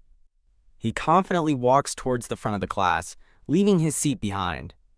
From their seats, Lucas and a female classmate whisper about Rowan's unusual lack of fear, finding him peculiar. Meanwhile, at the classroom door, a voice notes that someone must be the busiest person at the academy. Teacher Daphne finds a bald man at the door and asks if Rowan is the reason for his unusual early arrival, but he deflects. The bald man, flanked by Senior Sienna and another faculty member, states that school oversight is part of his duties. The man and woman exchange a confused glance at the stoic Senior Sienna. A tattooed man questions Senior Sienna's presence, but she explains she's on a mission from Vice Commander Oscar. Sienna dismisses the question, indicating that what's happening in the classroom is more important. The swordsmanship teacher, Teacher Diego, explains his presence, admitting his curiosity was piqued by the sudden interest in magic. Teacher Daphne addresses the principal, pointing out she can't exactly ignore the arrival of the bureau chief. Teacher Daphne appears stressed by the unexpected, high-profile audience. She firmly asks the gathered faculty members to observe quietly so as not to disrupt the lesson. Suddenly, a student's eye widens in shock as a massive vortex of fire erupts before them. Rowan stands confidently before the class, conjuring a massive, stable fireball surrounded by glowing runes. His classmates watch in awe, their faces reflected in the protective barriers before their desks. The magic teacher is stunned, barely able to comprehend the sight of the fireball. The narration explains that casting such a spell is considered impossible for someone Rowan's age. The text clarifies that even a simpler fire arrow spell is outside the curriculum, reserved only for talented older students. Rowan maintains his focus, effortlessly controlling the powerful magic from the front of the class. The teacher stares aghast, wondering how such a young child could possess this level of power. The fireball hovers ominously in the large classroom, contained only by the students' magical barriers. The principal remarks on the spell's pure energy, comparing its quality to primordial divine magic. Teacher Diego and the tattooed man are impressed by the fireball's density and impossible stability. The bald man acknowledges that while a fireball is simple magic, it should be impossible for a child. He elaborates that maintaining the spell's size, heat, and levitation with such precision is the truly incredible part. Senior Sienna realizes this isn't a normal fireball at all, noting Rowan's exceptional mana sense. Looking on from the doorway, she wonders how a boy from a shelter could possess such powerful mana. Sienna continues her silent observation as Rowan holds the spell steady before his teacher. The other teachers worry about Rowan's health, recalling he collapsed just the day before. Teacher Daphne feels it isn't her place to intervene, despite her concerns. As a thought to restrain him crosses someone's mind, Rowan seems to contemplate the swirling flame. The narration concludes that focusing on mana supply, not just size, is key, as the fireball continues to burn brightly. Rowan thinks to himself that the key is to prevent the fire from destabilizing due to uncontrolled mana. He glances aside, his attention caught by something else in the room. Looking at the shimmering blue shields protecting his classmates, Rowan marvels at the barrier Teacher Arthur cast. He nervously wonders what would happen if his massive fireball actually struck that barrier. Rowan turns to his teacher, praising Teacher Arthur's spell and asking for its name. Teacher Arthur is astounded that Rowan can casually ask questions while maintaining such a complex and powerful spell. With a surge of power, Teacher Arthur reinforces the protective barrier around the students. The immense fireball collides with the strengthened blue barrier in a swirl of magical energy. Rowan looks on in confusion as the magic reacts. The fireball is successfully contained within the crackling blue barrier. As the clashing spells dissipate, Rowan and Teacher Arthur stand together at the front of the class. A green-haired female classmate stares in shock, along with the rest of the students. Teacher Arthur pauses, internally debating whether he should praise or scold the audacious child. The tattooed bald man approaches them, clapping as he congratulates Rowan on a job well done. He formally introduces the spell as Dean Arthur's signature magic, the Azure Flame Barrier. Rowan compliments the cool name, but Dean Arthur brushes it off, saying the name isn't important. Dean Arthur turns the question back on Rowan, asking if his own powerful magic has a name. Rowan innocently replies that it's just a fireball, but Dean Arthur insists that everyone knows it's far more than that. He tells Rowan that he, of all people, should know his spell was anything but ordinary. Rowan looks down and quietly concedes the point. As Rowan thinks about naming his spell, the narration notes how the discussion has cleverly distracted everyone from the inherent danger. The bureau director announces from the doorway that he can't let this dangerous display go unaddressed. He formally questions Rowan, asking why he did something so risky and demanding to know his intentions. Rowan explains he was confident in his control and, more importantly, trusted Teacher Arthur to protect everyone. The bureau director asks if the demonstration was his only goal, and a tiny innocent Rowan agrees. Rowan flashes a bright, confident smile. He explains that he wanted to show his classmates that magic isn't as scary as they think. He reminds his teacher that while casting a fireball before graduation is an achievement, he has already surpassed that milestone.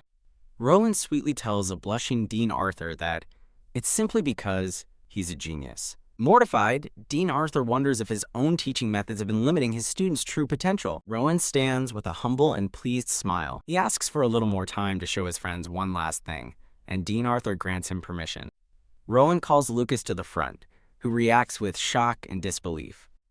As Lucas nervously walks to the platform, he wonders why Rowan chose him. Rowan offers to help Lucas try casting a spell. Much to Lucas's continued confusion, he encourages Lucas, explaining that both swordsmanship and magic rely on mana manipulation, so he can do it. Lucas remains doubtful, questioning how a swordsman like him could possibly use magic. Rowan suggests they start with a simple incantation, which is easier than a magic circle. As Rowan begins reciting an ancient-sounding incantation, Teacher Arthur listens intently. Lucas struggles to repeat the unfamiliar words, but Rowan patiently corrects his pronunciation. Rowan asks Lucas if this is his first time hearing the ancient language, then slyly asks if it's his third time as a first-year student. Lucas is baffled by the strange question, and Rowan seems surprised he doesn't know. Eek, Lucas recoils in disgust as Rowan translates the incantation, finding the poetic phrasing incredibly cringy.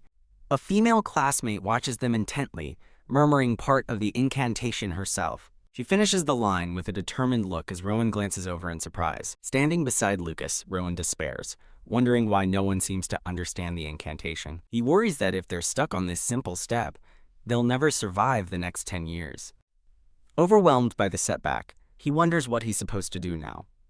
A thought reflects that the incantation was simple enough for even Lucas to perform. The thought continues, noting that even a student named Sophie failed to grasp it. A concerned Lucas quietly tries to get Rowan's attention.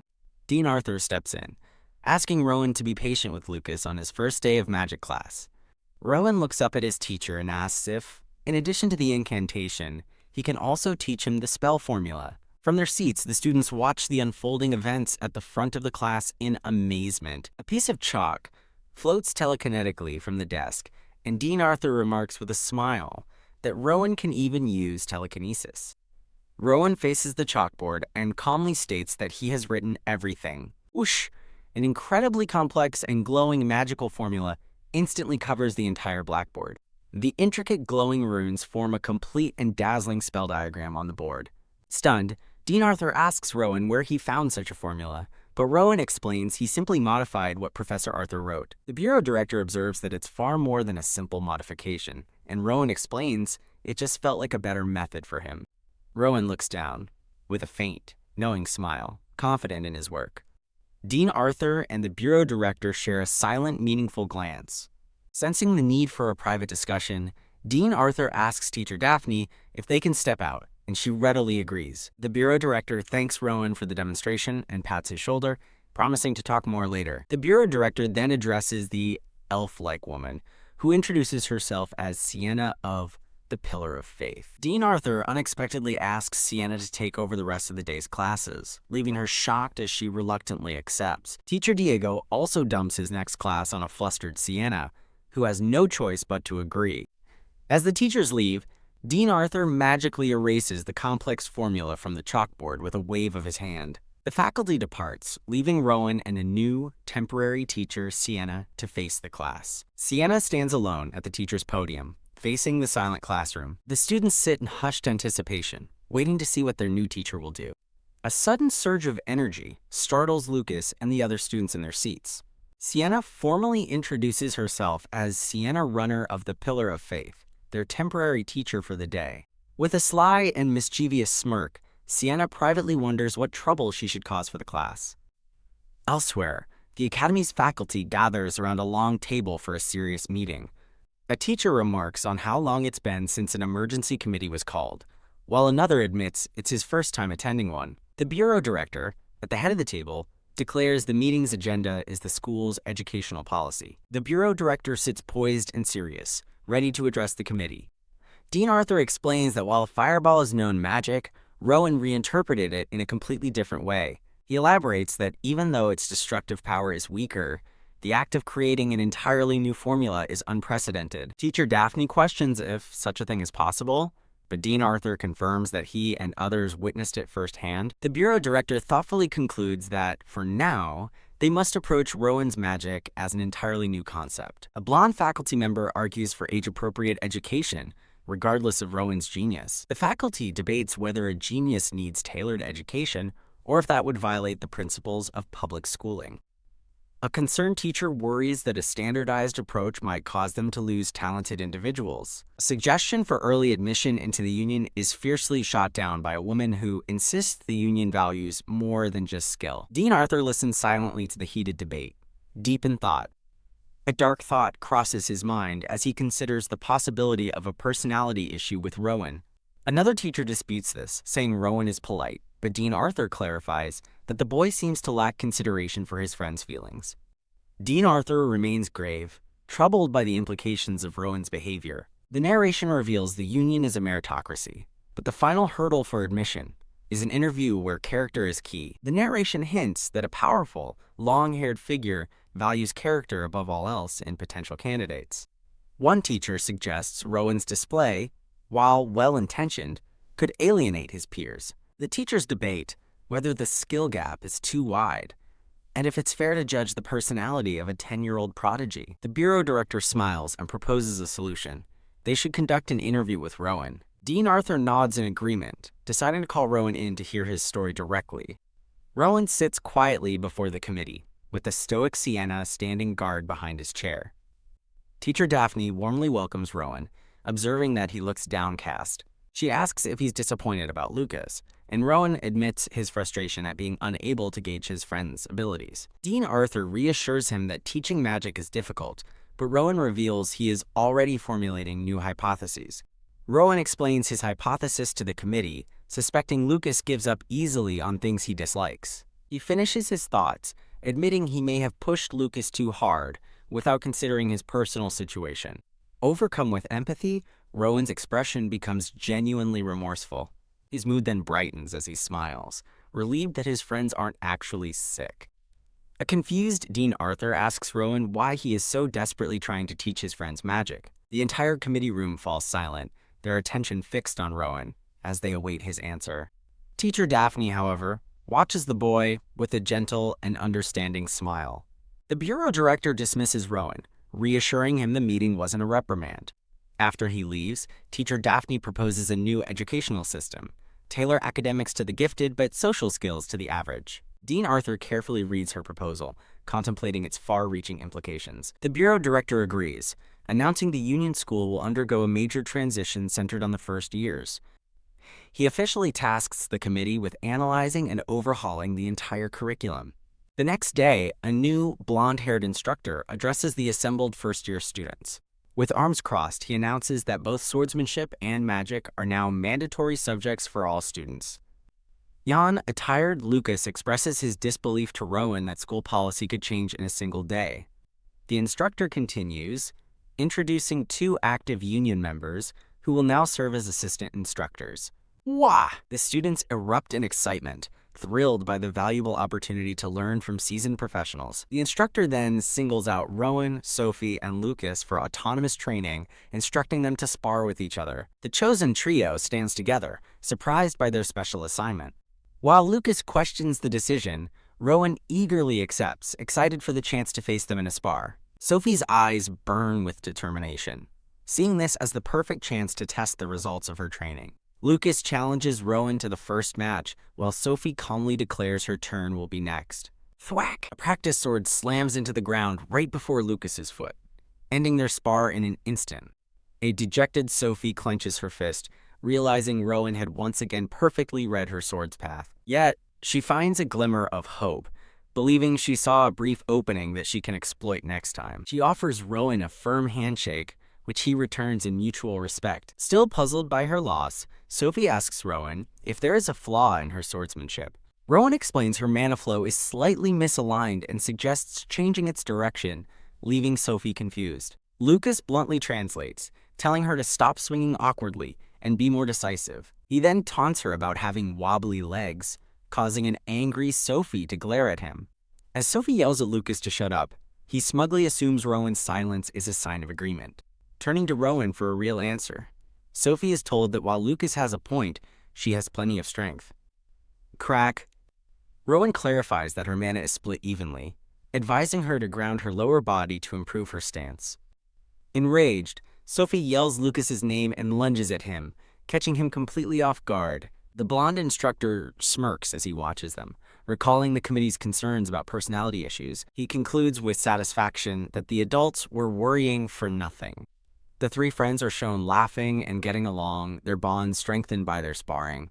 Later, Rowan has tea with teacher Daphne, telling her he's enjoying his new school life. She gently asks if he has managed to let go of the burdens that were on his mind. Rowan smiles and confirms he has, explaining he now understands that everyone has their own unique strengths and weaknesses. Teacher Daphne smiles warmly, pleased that he has come to such an important understanding. When asked about his friends, Rowan happily reports they all get along well and even share snacks. Finishing his thought, he calls their requests hard to understand, prompting teacher Daphne to ask for an example. After Rowan recalls girls asking him on dates, teacher Daphne chuckles at their youthful curiosity and asks how he handles it. Crash!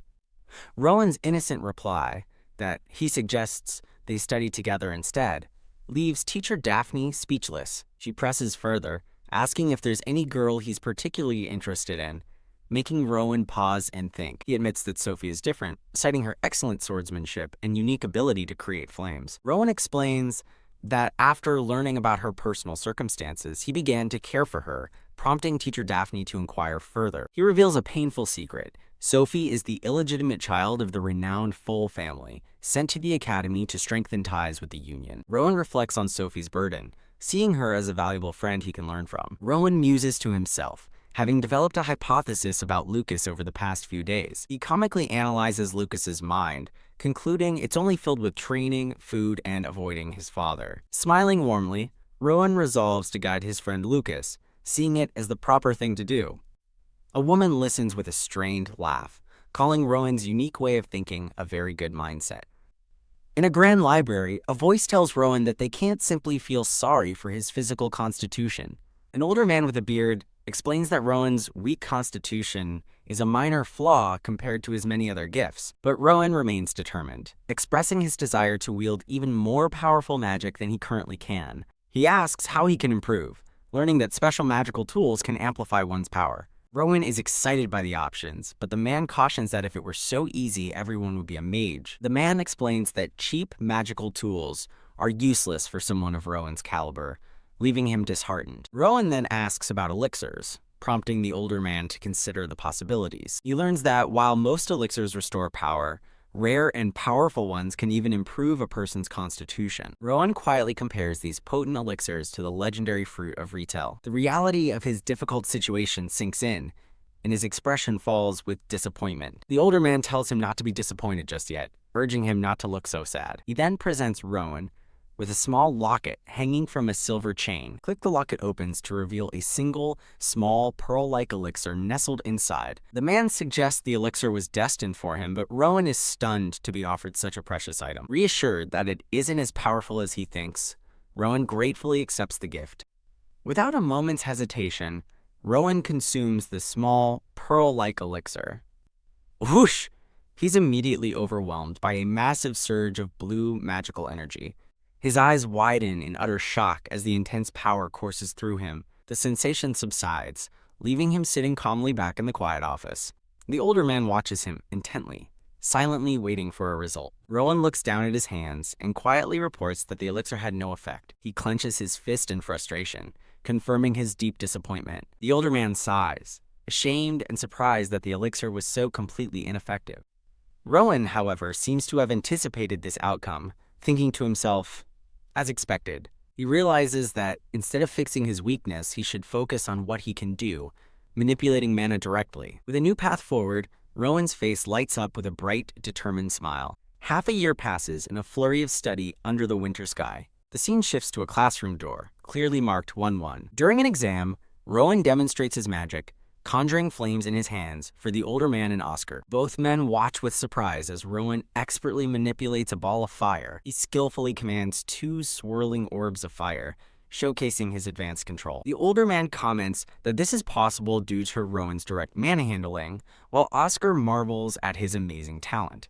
Rowan, however, worries that his magic seems too weak to be useful for the Union. They quickly correct him, explaining that performing magic without chanting already proves he's a 4th-class, high-level mage. The older man advises him to focus on his strengths, prompting Rowan to ask how he should study. He is told to continue deconstructing spells up to the 4th class, and is granted free access to the administration's ancient texts. The older man adds that it's best for everyone if they keep Rowan's weak constitution a secret, puzzling him. The older man clarifies it's for Rowan's own good, a plan Oscar agrees is a sound idea. The two men clasp hands, and a magical glow emanates from them, sealing their pact. Rowan watches from a distance as the two supervisors formalize their strange agreement.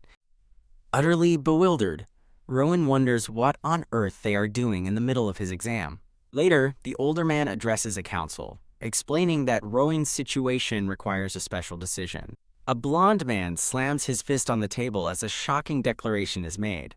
The school will no longer teach Rowan mana-based combat. A dark-haired man at the table questions the reason behind such a sudden and strange decision.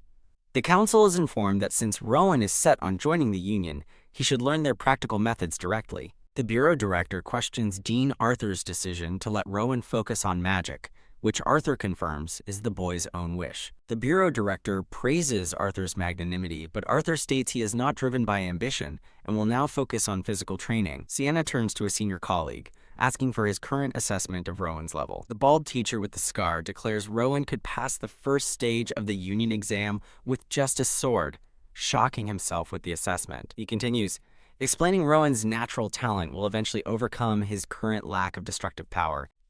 Teacher Daphne then turns the conversation, asking about Rowan's abilities as a mage. The committee room remains silent as the faculty contemplates her question. The bureau director confidently interjects, boldly stating that he can teach him. He then clarifies his point.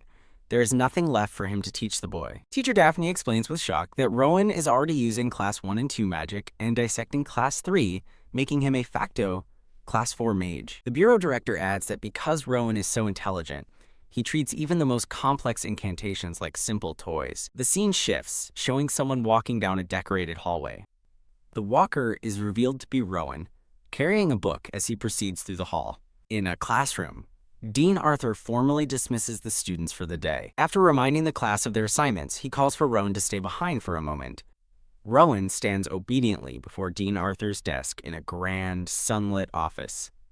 Rowan politely addresses his teacher, and Dean Arthur confirms he called for him. Dean Arthur informs Rowan that a magical academic exchange with Schwerin will be held.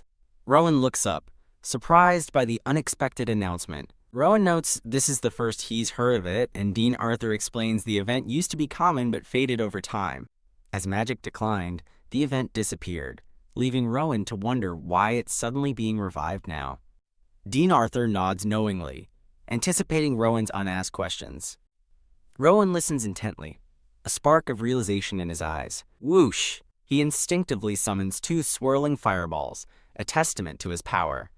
A narration explains that Schwerin is a reclusive duchy that serves as the central hub for all magical information. Rowan correctly guesses teacher Arthur is also from Schwerin. Arthur confirms he trained there before joining the Union. Rowan deduces that Arthur must know what Schwerin wants, and Arthur agrees their primary motive is curiosity. Arthur explains that Schwerin is curious about the emergence of a Class 4 mage at the Union School. Rowan sheepishly admits he's not truly Class 4, but Arthur chuckles, reminding him that magic isn't solely about power. Dean Arthur clarifies that Schwerin wants to learn from him and has requested Rowan represent the Union School. A worried Rowan asks what would happen if he chose not to participate. Dean Arthur thoughtfully considers the possibility, but warns Rowan that the offered conditions will be very difficult to refuse. A sly smile crosses Dean Arthur's face as he prepares to reveal the incentive. He reveals their offer, a legendary elixir, a medicine capable of restoring even a broken mana core, leaving Rowan stunned. Rowan worries they've discovered his unique constitution, but Dean Arthur quickly dismisses the thought as unlikely. Arthur explains the elixir will be the prize for winning a competition of magical interpretation and debate. Rowan is shocked that such a priceless item would be the prize for winning a simple argument. He then begins to ponder what would happen if he were to take the elixir. Startled, he realizes that just because the Union wins, it doesn't mean the elixir will be his. Dean Arthur happily confirms that if Rowan represents them and wins, the prize is his, an offer Rowan gratefully accepts. The scene transitions to a grand, sunlit academy building. The delegations from the Union and Schwerin face each other in a formal hall. Dean Arthur formally welcomes the visiting mages from Schwerin. A mage from Schwerin named Bert greets Dean Arthur warmly, noting it's been a long time. Rowan quietly observes the assembled mages from the visiting delegation. He notes that none of the visitors are his age, and that they all possess significant magical power. When Dean Arthur asks about the young men, Bert explains 3 junior students have requested his guidance. Dean Arthur looks over the 3 young mages from Schwerin. He correctly intuits that Schwerin is trying to project an image of continued strength. Dean Arthur smiles, finding the situation favorable and wondering aloud what guidance he could possibly offer them. Dean Arthur apologizes to the Schwerin delegation, explaining the Union School has only 1 student truly worthy of the competition. The senior mage from Schwerin expresses high expectations, noting that learning from Dean Arthur would make his students invaluable. Rowan simply offers a gentle, disarming smile in response. 2 of the junior mages from Schwerin are stunned into silence by Rowan's placid expression. A student from Schwerin formally shakes hands with a senior instructor, promising they will do well. The scene shifts to the grand, ornate hall where the magical debate will take place. The debate stage is set, with a lectern and blackboard awaiting the competitors. Union students in the audience worry about senior Rowan facing 3 opponents all by himself. A flustered Lucas is startled when another student passionately yells for senior Rowan to blow his opponents away. Lucas scolds his juniors, reminding them this is a battle of wits, not a physical brawl where people get hurt. Sophie retorts that arguing is a fight, and emotional damage from harsh words is still a form of getting hurt.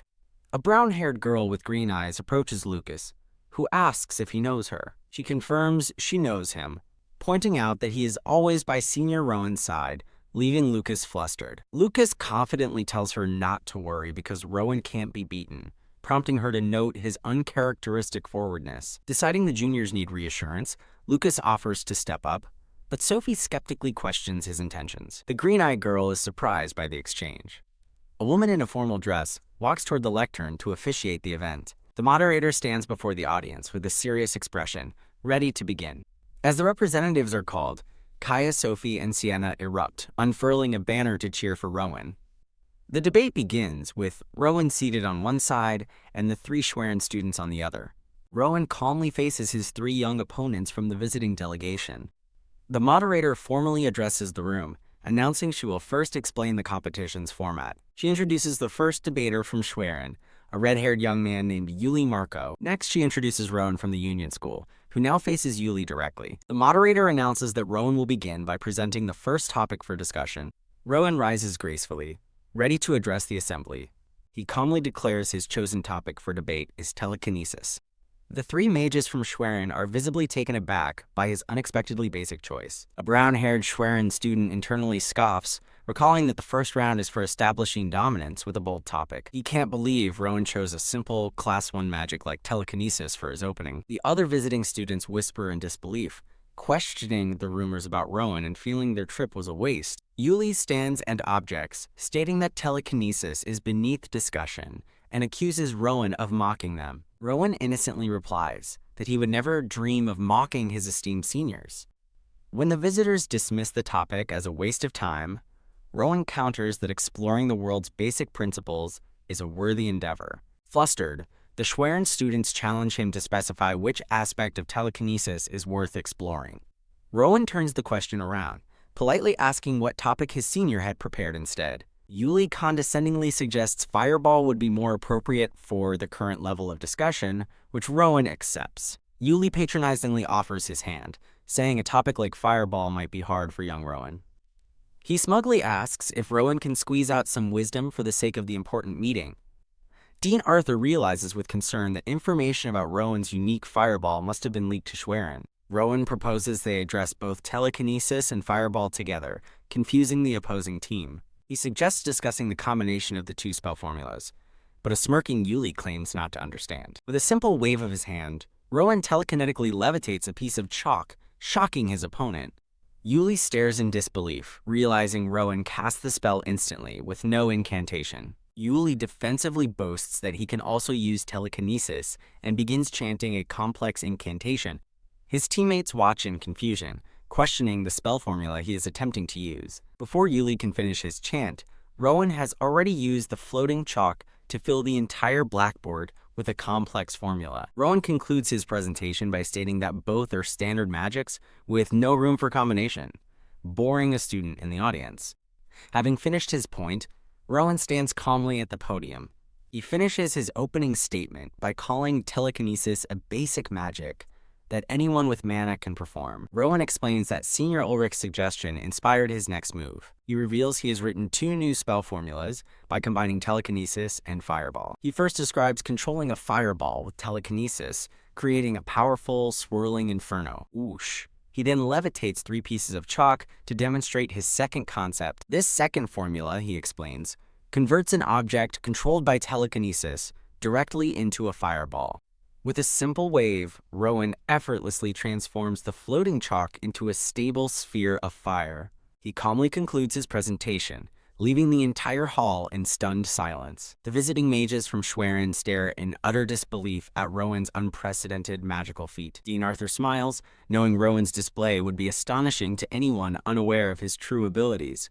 A narrator notes that the boy's vast knowledge is even more remarkable than his talent, as Rowan begins his explanation. The Schwerin students look on, completely lost as Rowan details how he broke down and replaced individual magic within the process. Yuli, now red-faced, struggles to comprehend Rowan's explanation of substituting formulas, wondering what he is even talking about. Rowan finishes his lecture and politely asks his senior if he has a different perspective.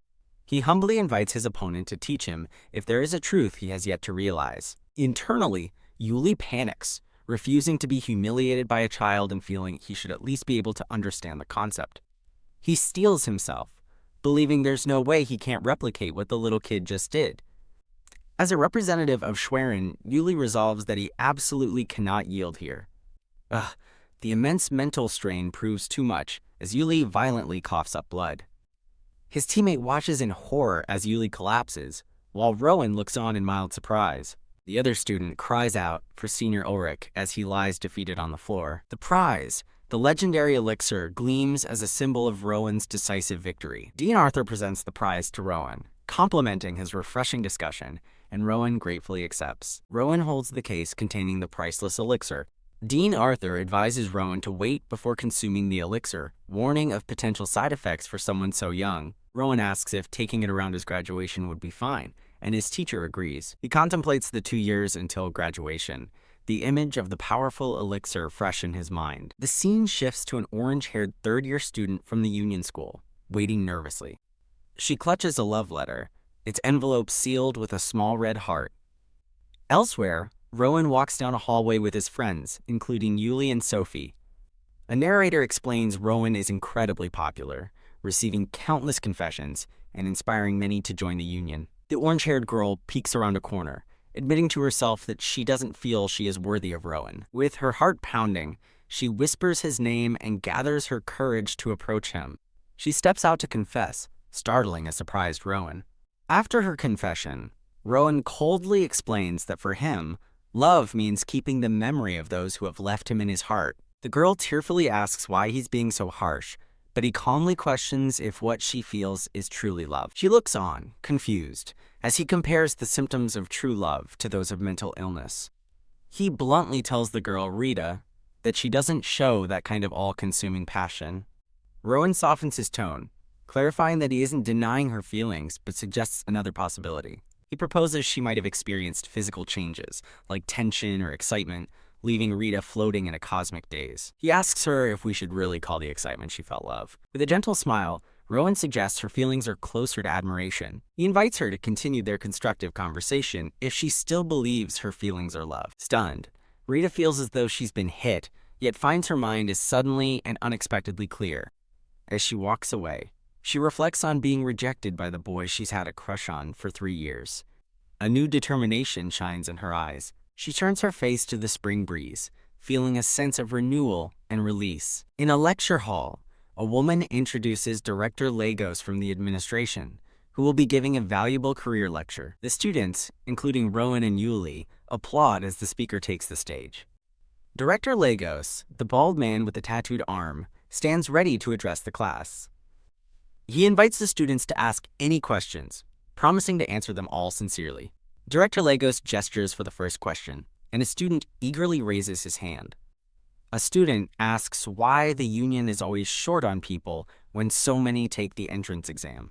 Director Lagos explains that giving up personal ambition for public service is a difficult choice few make. The director calls on the next student, a green-haired boy who raises his hand. The director explains that the union provides excellent support, being the kingdom's sword and book, as an ornate blade is shown. He continues, stating that since the union is authorized by the king, its members have authority over even noble houses. Director Lagos stands with his hands clasped, a symbol of the union's formidable power. The students murmur in awe, with the green-haired boy admitting the union's power is more amazing than he imagined. Rowan raises his hand, ready to ask his own question. Rowan acknowledges that the union recruits extremely talented people, but he has another concern. He considers his own future, with graduation rapidly approaching. He reflects on how he focused solely on magic, but knows he cannot settle for his current level. He clenches his fist, determined to become stronger because he is not completely strong yet. Director Lagos notes that Rowan is already thinking about his future after joining the union. The director tells him with certainty that whatever he's planning will definitely happen, surprising Rowan. Rowan recalls dedicating himself to his magical studies without any hesitation. He sits at his desk, diligently poring over ancient texts. He recalls Senior Sienna comparing his unique ability to that of the ancient elves. Researching old books, he discovered the elves' power was based on commanding spirits rather than mana. He learns they didn't cast spells directly, but commanded wind servants and had fire servants create flames for them. Similarly, they ordered water spirits to create rain or ice, leading him to question how such a powerful race lost their abilities. He pauses his research, a question forming in his mind. Suddenly, he realizes he has found the answer. In the age of the World Tree, the elves and dark elves split into two factions. When the World Tree perished, their connection to spirit power was severed, and they lost their abilities. Over time, humans became the dominant race, and the once mighty elves dwindled into a rare few.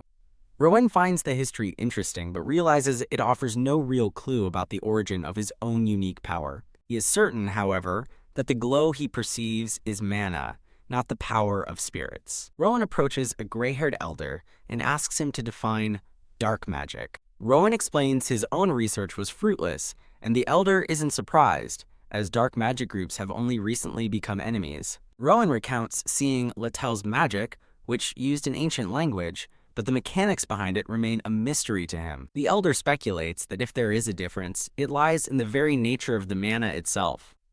Rowan's eyes widen as he agrees, a connection clicking into place. The elder explains that groups like Letel and the Dark Alliance use a power source called dark mana, which is different from their own.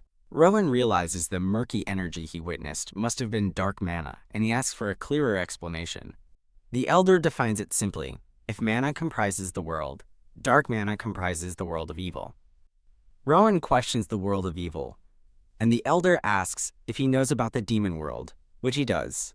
The elder reveals that demons use dark mana, meaning the graves are wielding demonic power. Rowan notes that he's seen regular mana become cloudy, and the elder explains dark emotions make people vulnerable to dark mana's influence. When Rowan asks what the dark magic groups want, the elder hesitates, feeling it's a premature question. He then reveals their ultimate goal: to overthrow the world.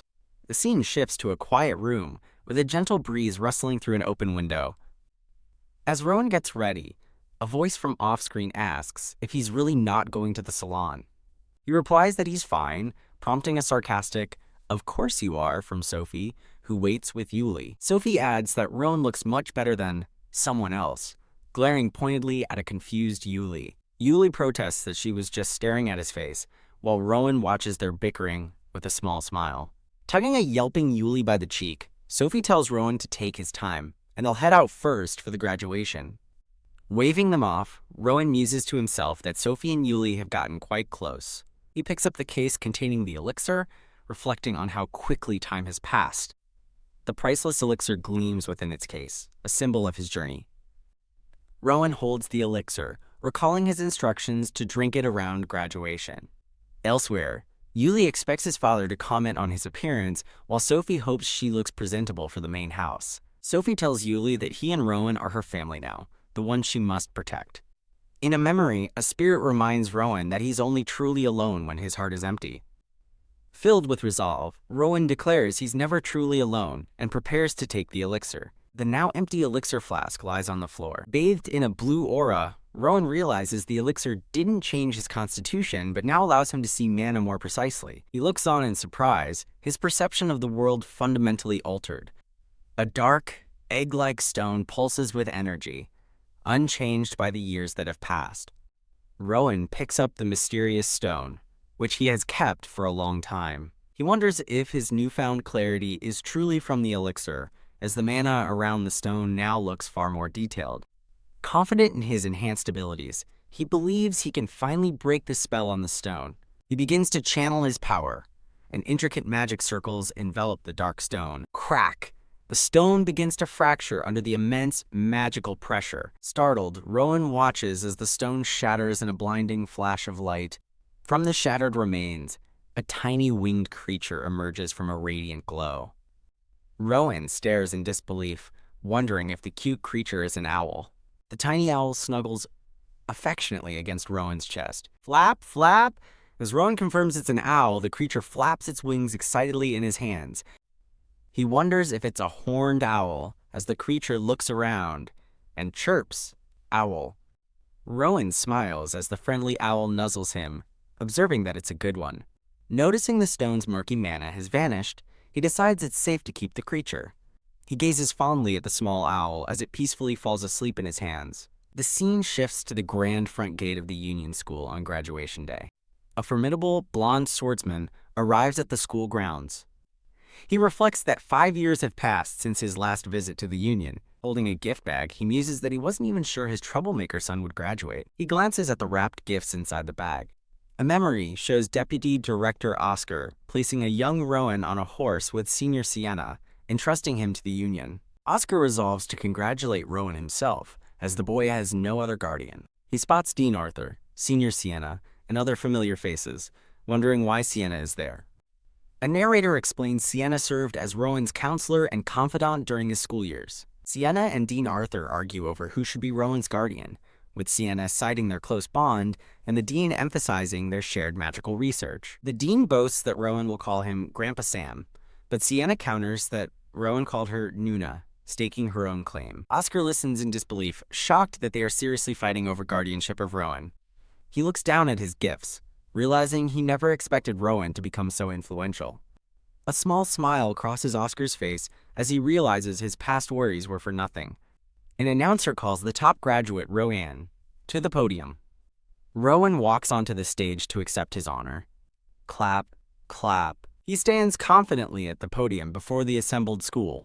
An official congratulates Rowan and presents him with his award. Holding his award, Rowan hears whispers from the crowd wondering about his noble origins. As he stands on stage, onlookers speculate that he is the illegitimate child of House Phobal. Rowan begins his valedictorian speech, recounting his rescue by the Union from a dark order after growing up in an orphanage. He explains how his time at the school solidified his resolve to protect people from the forces of Grave and Littell.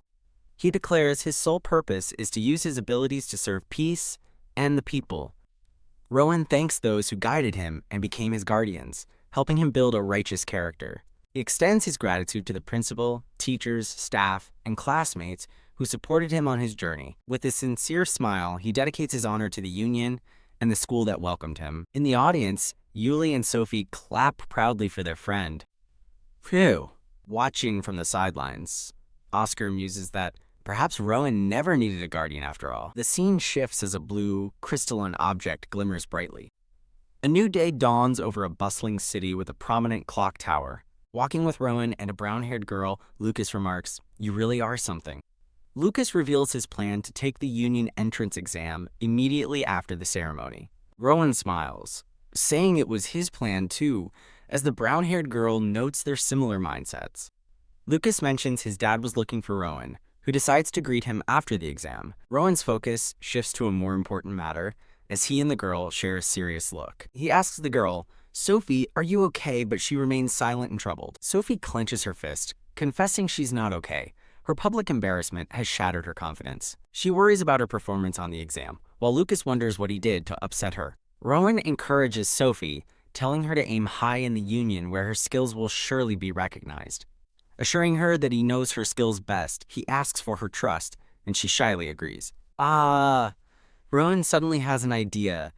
He leads the group towards a crowded plaza, deciding they should register for the exam first. A voice from the crowd points them in the right direction. At the registration desk, Rowan presents his papers, identifying himself as a graduate of the Union School. Two other candidates nearby give him a hostile look. A group of candidates discusses the new arrivals, noting that even kids as young as 15 are taking the challenging exam this year. The registrar confirms Rowan's registration as the top graduate and directs him to testing Area 1. Hearing he's the top graduate, two men nearby gossip that the rumors about the handsome magic user were true. Rowan checks if Lucas and Sophie are finished registering, and they confirm they're ready to go. They arrive at an ornate door labeled Testing Area 1 Waiting Room. Sophie asks if the first round is a demonstration, and Lucas confirms they just need to show their best skill. Rowan confidently tells them to do their best, and that they'll meet up after they pass. Sophie and Lucas share a determined nod of agreement. An announcer calls the next candidate, Rowan, the top graduate from the Union School. Rowan enters the testing arena, walking toward a panel of 3 supervisors. A small golem is summoned, its core glowing with a sinister red and green energy. The golem grows to a monstrous size, looming over a calm and collected Rowan. Rowan stands his ground, raising a single hand to begin his demonstration. A massive, intricate magic circle engulfs the golem, shocking the supervisors with its complexity. The golem is ensnared and immobilized by the powerful blue magical energy. A volley of mana-infused blades slices through the golem, breaking it apart. With a final, focused clench of his fist, Rowan shatters the golem's core with overwhelming power. As the golem crumbles, a stunned supervisor admits he expected simple fireballs, not such an incredible display. The supervisor marvels that he's never seen such magic, to which Rowan calmly replies, it's his first time too. Surrounded by lingering magical energy, Rowan smirks, realizing the praise he received as top student was well-deserved. Wham! Lucas joyfully grabs Rowan from behind, congratulating him on easily passing the first round. Lucas continues to praise Rowan's amazing performance, but Rowan remains humble, saying it's only the first round. Lucas leans in and points, asking Rowan if he sees who's watching them. He points out the 2 bullies from the registration desk, who are now pale with fear after witnessing Rowan's power. Lucas playfully complains that Rowan going all out has made all the other nervous candidates look bad. Rowan teases back, saying it's too bad for them, since the great Lucas still has to take his turn.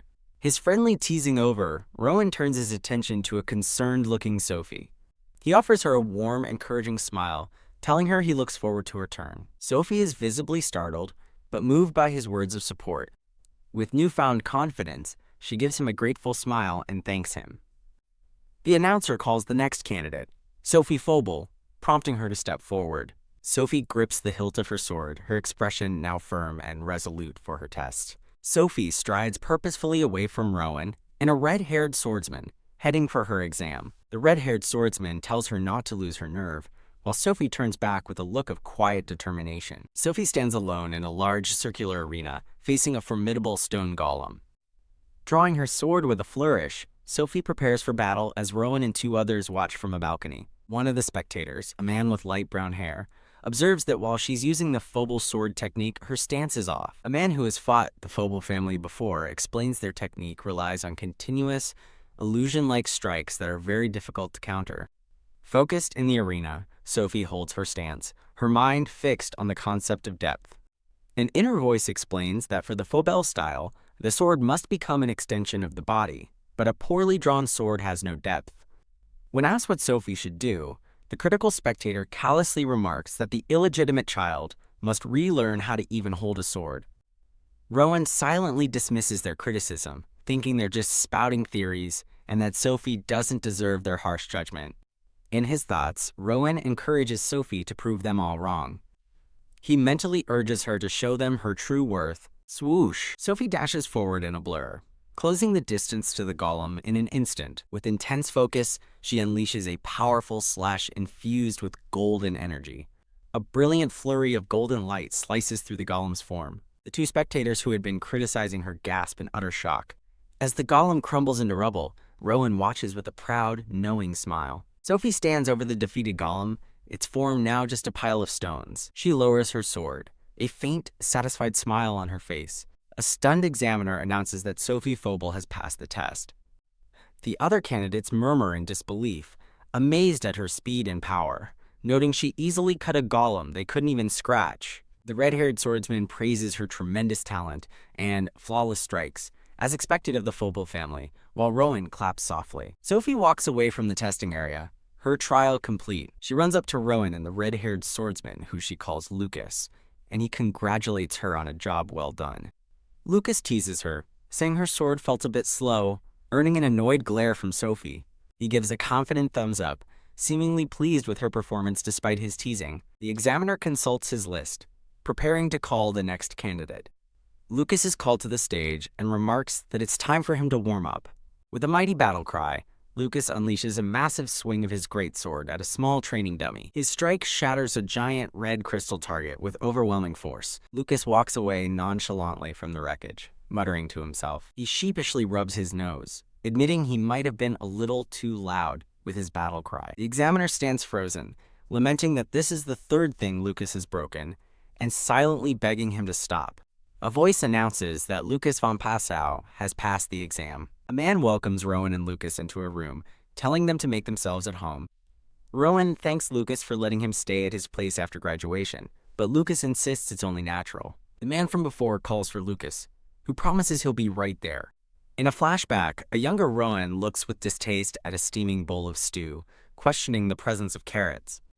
A kind blonde man encourages Rowan to eat, offering him more if he's still hungry, and Rowan politely thanks him. The same man bonks a young, pouting Lucas on the head, scolding the little brat for being a picky eater. Ow!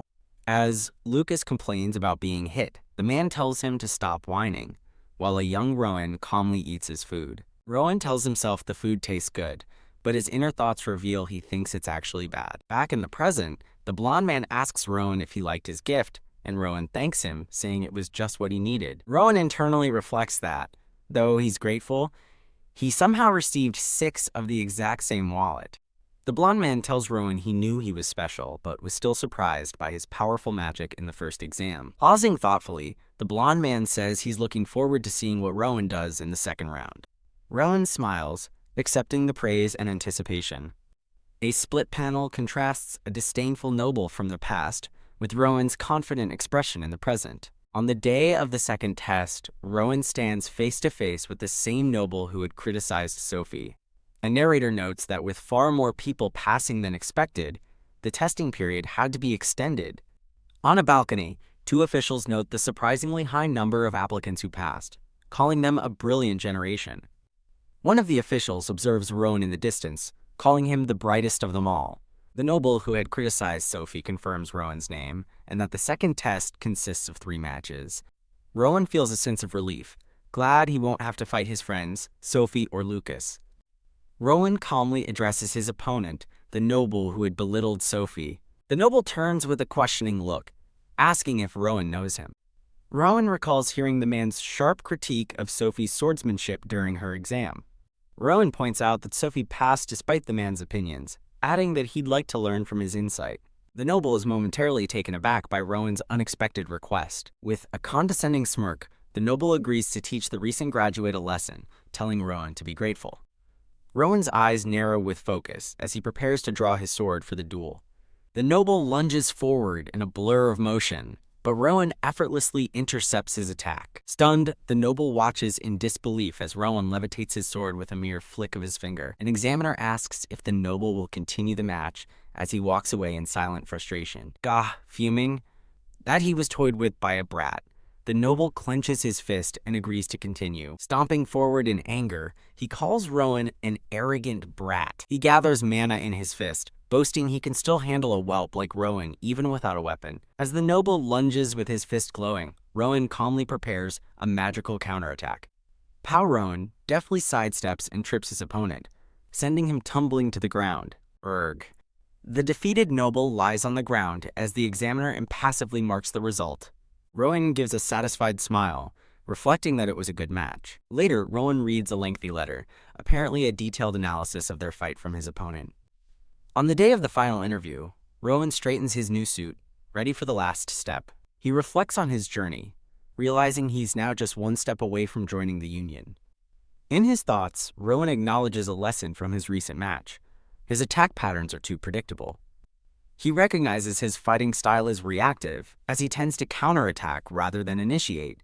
He recalls his reliance on turning the tables, often defending against overwhelming force before striking back. He resolves to become more versatile, able to initiate attacks or respond with equal skill. He looks forward to joining the Union, knowing he'll have to learn new things. For now, though, he decides to simply be happy about passing, with only the final interview left. Hearing a familiar sound, Rowan turns and calls out, "Owl?" The tiny owl swoops down toward him with a happy chirp. Rowan smiles as the owl lands on his shoulder, asking if it's celebrating with him. He remembers the owl's mysterious habit of vanishing and reappearing, leaving behind glowing footprints. He muses that whenever the owl disappears, its mana signature becomes completely undetectable. Rowan wonders aloud if the owl teleports or is somehow always beside him, but it only replies with a chirp. Admitting he still doesn't understand the creature, Rowan vows to find a way to talk to it after joining the Union. The owl puffs its chest out proudly and flaps its wings with a happy chirp.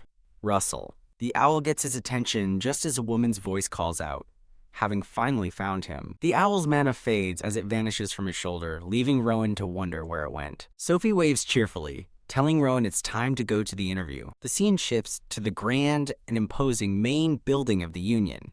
Inside, a silver-haired candidate complains loudly, while other nervous applicants wait their turn. Sophie comments on how few people remain, with only about 50 making it to the final interview. Sophie credits Rowan for helping many of their friends pass, but he modestly says they just kept up. Sophie turns to Lucas with a worried expression, noticing he seems unwell. Sigh. Lucas nervously wipes sweat from his brow, trying to insist that he feels perfectly normal. Pointing to his hand, Sophie notes that he's sweating buckets, leaving him speechless. Sophie explains Lucas is only this nervous around adults, and Rowan suggests it might be because of Deputy Director Oscar. A dejected candidate with light purple hair walks down the stairs, his interview clearly not having gone well. As other candidates wait anxiously, the purple-haired man asks why everyone is so antsy, while the red-haired man wonders what's going on inside. Rowan teases the red-haired man for being nervous, despite having 2 more years of schooling, earning a very irritated reaction. Rowan slings an arm around the red-haired man, saying friends are for support in interviews that test character, prompting his friend to ask if he's implying something. Just then, a voice calls for the next interviewee, Rowan, to step forward. Rowan approaches a massive, ornate door marked with a complex magical seal. The magic circle on the door activates, and Rowan realizes the intricate spell resonates with his mana. As the door opens, he makes a mental note to examine the fascinating spell later. He steps into a vast, grand hall, momentarily unsure of where to go. Looking up, Rowan is awed by the scale of the room and its massive chandelier. He wonders if the director isn't here yet, but a powerful voice suddenly echoes in his mind, commanding him to come to me. A wave of golden energy washes over him as he looks toward the source. He turns, drawn by the unseen presence. Gasp! Rowan is stunned by the sheer power emanating from within the room. He registers an overwhelming amount of mana filling the space.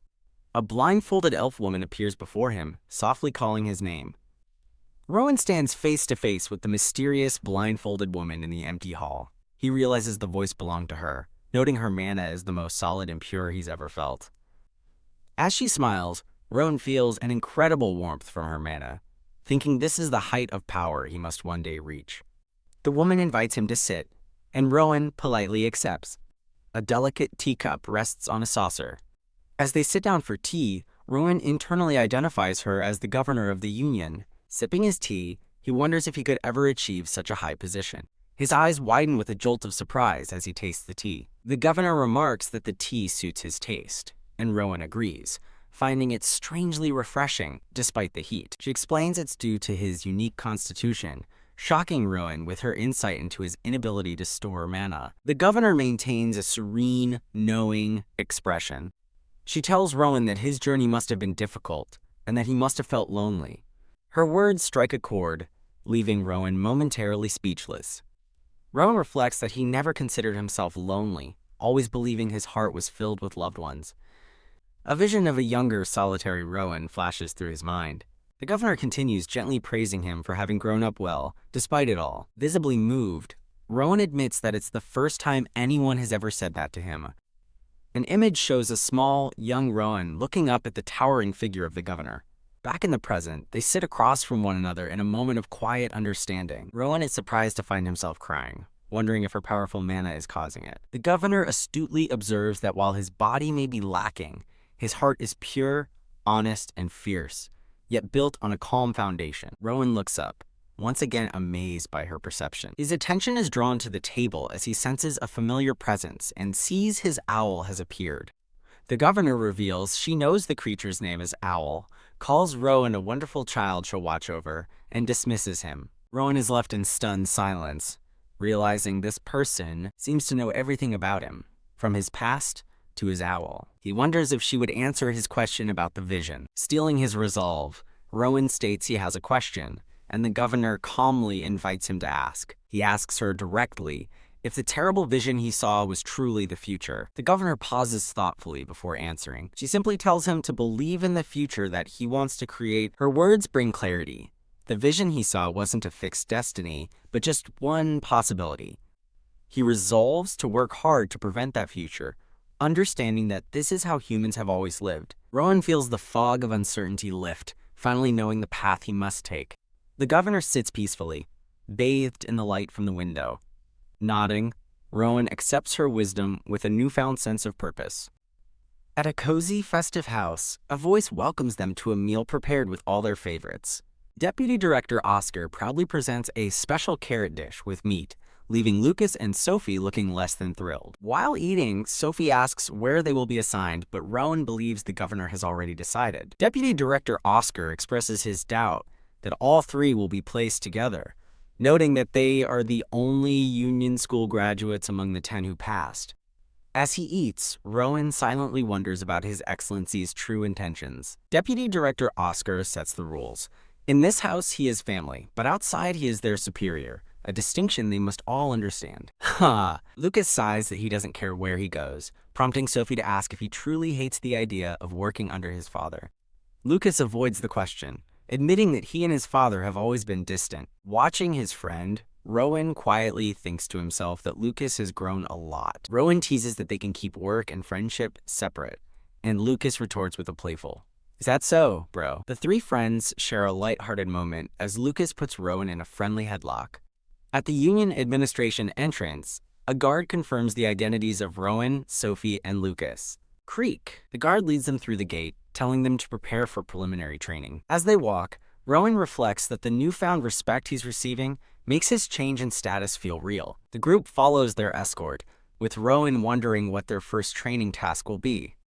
Thump. The guard suddenly kicks the trio down a trapdoor, sending them tumbling into a forge below. The guard announces that as new Aussies, they must craft their own weapons to truly become the sword and book of the Union. They are left in the care of Alec, the dwarven blacksmith, who will oversee their task. Alec tells them to choose a weapon from the rack, and Lucas immediately grabs a large claymore, declaring it's a nice one. Rowan and Alec stare blankly at Lucas, clearly unimpressed by his hasty choice. Alec challenges Lucas to swing the heavy claymore with confidence. Whoosh! Lucas channels his strength and unleashes a powerful swing with the massive sword. Alec strokes his beard, thoughtfully analyzing Lucas's swordsmanship. After assessing him, Alec suggests modifying the sword to be heavier and more destructive, an idea Lucas excitedly agrees to. Next, Alec turns his attention to Sophie, asking the one with the longsword to step up. Sophie demonstrates her skill with a fluid, graceful slash of her longsword. Alec observes that while she lacks power for her Phobal style, her excellent balance reveals strong lower body training. He suggests she break from her family's style by adding a shield, which Sophie agrees to consider. Sophie is surprised when Alec agrees to forge her both a new sword and a shield. Finally, Alec calls on Rowan, the Oz standing there blankly, as Sophie nervously wonders about this reckless process. Alec silently waits with his arms crossed as Rowan stands motionless before him. After a moment of scrutiny, Alec senses something different and asks Rowan if he is a mage. Rowan simply confirms that he is, in fact, a mage. As Alec mulls over what to make for a mage, Rowan interrupts with a special request of his own. Rowan explains he doesn't want a weapon to hold, preferring to use telekinesis to control sword shards. A glowing blue sword shard materializes and floats above his hand as he demonstrates. Alec inspects the shard, recognizing it as a demonic sword infused with dark mana and calling Rowan an interesting one. Beaming, Rowan explains his idea to reforge the single blade into 12 controllable shards. Alec cautions him that the theory is simple, but the process is incredibly difficult. He explains the primary challenge. When breaking the sword, each new piece must be imbued with the exact same amount of mana. Alec warns that the process is risky even for a high-class mage, but Rowan confidently asks if 4-class magic is sufficient. Rowan immediately begins the process, effortlessly levitating the shard and stunning Alec into silence. Astonished, Alec realizes this feat is beyond a top graduate, wondering if Rowan's confidence is backed by incredible skill. Alec decides to watch as Rowan accepts full responsibility for failure and asks his friends to be quiet. Rowan focuses his will, channeling a steady stream of blue mana into the floating shard. The shard glows brightly as Rowan pours his concentrated magical energy into it. Rowan recalls the insight taught to him by his mother, Pauline, channeling her lesson. He carefully senses and guides the flow of mana within the blade itself. Gently touching each strand of energy, he begins applying Director Lazarus's unique magic. With calm precision, Rowan skillfully manipulates the swirling magical energies to reshape the shard. Concentrating intently, Rowan knows the key is to evenly distribute the mana into 12 shards. But the time isn't right just yet. The glowing sword shard pulses with immense energy as Rowan prepares to complete the process by dividing and fixing the mana. Bam! With arms outstretched, Rowan unleashes a maelstrom of magical energy, crying out as the process reaches its explosive completion. The dwarven blacksmith Alec stares in utter shock, unable to comprehend what he's witnessing. The single shard glows with blinding light, poised at the moment of transformation. Alec watches in awe, wondering if Rowan is actually using 4-class magic to perform this incredible feat. Whoosh! The single blade shatters, sending 12 newly formed shards flying through the forge as Rowan stands at the center of the blast.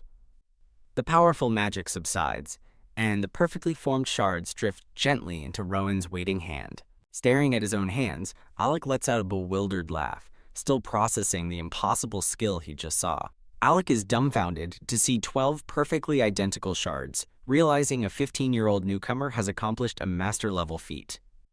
Rowan smiles, satisfied with his work as a single shard floats effortlessly above his fingers. Filled with a new sense of purpose, Alec clenches his fist, vowing to give his all to forging Rowan's new weapons. In a grand hall, a bald man with a crescent moon tattoo addresses the new recruits, announcing the start of their full-fledged preliminary training. The instructor explains that the Union has 7 divisions and the recruits will be assigned to 1 to carry out their missions. The new recruits learn they will start at the rank of Oz and can only be promoted to higher ranks through merit, achievement, and skill. A woman with pink hair delivers a sobering warning. Their new status as Union members will make them the target of countless threats. The recruits listen grimly as the woman explains that even the people they strive to protect may resent them behind their backs. The bald instructor smiles reassuringly, reminding them that their ultimate job is to help build a better world. The instructor smiles warmly, ready to proceed with the next part of the orientation. A hush falls over the room as the instructor prepares to announce the divisional assignments for the new recruits. Back in the forge, Alec hands Rowan a heavy pouch containing his new weapons, which Rowan gratefully accepts. Rowan quietly accepts his newly forged weapons from a stoic Alec in the now quiet forge. Rowan tells Lucas it's time to leave. As the narration reveals, they've both been assigned to the Creed division, run by Lucas's father. Rowan playfully prods a sighing Lucas, reminding him not to be late for his interview. Lucas laments being assigned to his father's division, but Rowan encourages him to see it as a good opportunity. They arrive at a large training hall where other members are actively sparring. In the training hall, 2 swordsmen clash blades in a spirited duel. The recruits spot a group of relaxed-looking members, guessing they must be the Creed Division seniors. As they walk through the bustling hall, Rowan observes how busy everyone is. Rowan's attention is caught by a voice announcing that the new recruits have finally arrived. Rowan's eyes are drawn to an ornate badge depicting a sword and a book, wondering about its significance. A confident, blonde-haired man with glasses is introduced as Adrian, the expert-ranked division leader of the Creed division. A new face appears, as someone off-screen identifies the smiling, blonde-haired man as Adrian. Rowan immediately recognizes the man as the Creed division leader, noting the expert badge he wears. Adrian welcomes Rowan and Lucas, declaring he's bored and wants to see Rowan's skills for himself, much to Lucas's chagrin. Caught off guard, Rowan and Lucas exchange a confused look, wondering about the sudden interest in Rowan's abilities. Adrian points forward, announcing Rowan's opponent. Whack Lucas gasps in utter shock as he sees who Rowan is being pitted against. Deputy Director Oscar steps forward with Adrian, formally introducing himself as the second in command of the Creed division. A flustered Lucas questions the sudden duel, but his father, Oscar, retorts that there's never a right time for battle. Oscar reveals it's been 5 years since he last saw Rowan's telekinesis, and that he's curious to see his progress. Rowan confidently accepts the challenge, admitting he's also eager to test his own limits and see how much he can grow. Oscar smirks, noting that Rowan's unwavering confidence hasn't changed a bit. Drawing his sword, Oscar tells Rowan to do what he does best. Rowan unleashes his 12 new blades, which float around him, infused with mana and ready for battle. Oscar notices Rowan now has more blades and correctly guesses they are Alec's work, asking if they have a name. Rowan calmly reveals the name of his new weapons, Cheval. Oscar muses on the name's meaning, but questions if the small blades possess power worthy of it, a sentiment Rowan shares. Intrigued by Rowan's bold attitude, Oscar asks what favor he has in mind. Rowan calmly asks for the first move, a request that impresses Adrian and worries Lucas. Observing Rowan, an onlooker realizes he's not scared but has a sharp, calculated plan. Rowan stands before a stone dais, a faint, magical energy crackling around the area. Deputy Director Oscar unleashes a powerful red aura, warning he won't forgive a sloppy imitation. Rowan recalls 5 long years of learning the Passau family's swordsmanship while sparring with Lucas. He notes that Deputy Director Oscar's presence is far more intimidating than Lucas's ever was. Accepting the challenge, Rowan announces that he will begin his demonstration. Oscar lunges forward, swinging his massive claymore in a powerful, sweeping attack. Rowan deftly parries the blow, assessing that his own swordsmanship, though rough, has potential. Oscar presses his assault, his blade glowing with an intense red energy. Wham! Rowan is sent flying, and Oscar declares him far too weak to match his strength. Stunned by the overwhelming power, Rowan breaks into a cold sweat. Oscar prepares to deliver another devastating blow with his claymore. Rowan looks up in shock, realizing the next attack is coming and he's about to be hit. His hand glowing with blue magic, Rowan decides he can't block the sword and must try something else. He unleashes a wave of blue energy, intending to slow Oscar's blade with his mana. Whing! To Oscar's surprise, ethereal blue tethers wrap around his body, restraining him. From the sidelines, Lucas and a red-haired boy watch the unexpected turn of events. As Oscar struggles against the bonds, the onlookers note that something invisible seems to be holding him. Rowan reveals his technique internally, manipulating weight, friction, and air currents to halt the attack. Oscar remains bound by the glowing blue magical tethers. He scoffs at Rowan's new tricks, insisting they aren't strong enough to stop his blade. H-R-A-A-A-H-H-H. With a tremendous roar, Oscar shatters the magical restraints with sheer force. He lunges forward, closing the distance as he brings his sword down on Rowan. The magical blue crystals embedded in Oscar's sword shatter from the force. Oscar looks on, grudgingly admitting that Rowan's maneuver was impressive. As Rowan dodges, he realizes the sword itself is more dangerous than he anticipated. Oscar relentlessly pursues Rowan with a flurry of powerful, clashing strikes. Rowan grimaces, realizing his mana is too weak to fully restrain the deputy director. He knows he can reconfigure his crystal magic, Cheval, but there's a bigger problem. He's been backed into a corner with no more room to retreat. Determined to face the challenge head-on, Rowan unleashes a powerful fireball. Whamma! The fireball explodes directly against Oscar's sword. Lucas and the other candidates watch in absolute shock at the direct magical assault. The smoke clears to reveal Oscar standing with a soot-stained face and a singed mustache. To Rowan's confusion, Oscar suddenly bursts into hearty laughter. A blonde man with glasses laughs, amused that Rowan burned the deputy director's mustache on his first day. Another candidate mockingly nicknames Oscar Halfstash and notes the rookie, Oz, is impressive as rumored. Someone internally critiques Rowan, noting he's still rough in combat and was too polite with his fireball. The blonde man with glasses gestures for Rowan to come over. Stroking his chin, the blonde man thoughtfully assesses the situation. He commends Rowan for his interesting maneuvers with both magic and swordplay. He praises Oscar's intense and graceful attacks, but he also notices something else. The blonde man finds it funny how naturally Rowan dodged, though Rowan admits he felt rushed and unsatisfied. The man senses Rowan's disappointment, but notes that it seems he learned something important. He welcomes Rowan, patting his back and saying his adaptability will make him a perfect fit for the Creed division. He advises Rowan not to rush, reassuring him that his teacher Diego prepared him well. The blonde man then calls for Sienna, and a long-haired woman acknowledges him as commander. The commander instructs Sienna to help Rowan continue to grow, an order she accepts. Turning his attention to Oz, the commander decides to call the next recruit, leaving the red-haired boy confused. Ah! A smile spreads across the commander's face as he realizes he knows the perfect candidate. The blonde man with glasses applauds as a thought bubble identifies his companion, the mustache swordsman, as Deputy Director Oscar of the Creed Division.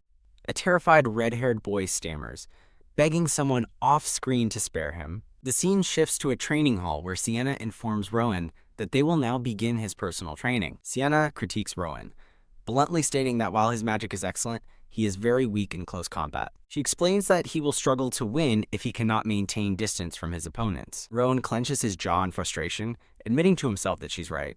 A lesson flashes by, reinforcing that yielding space is dangerous against a much stronger foe. Sienna tells Rowan to watch her first, explaining that footwork is the key as she readies 2 short swords.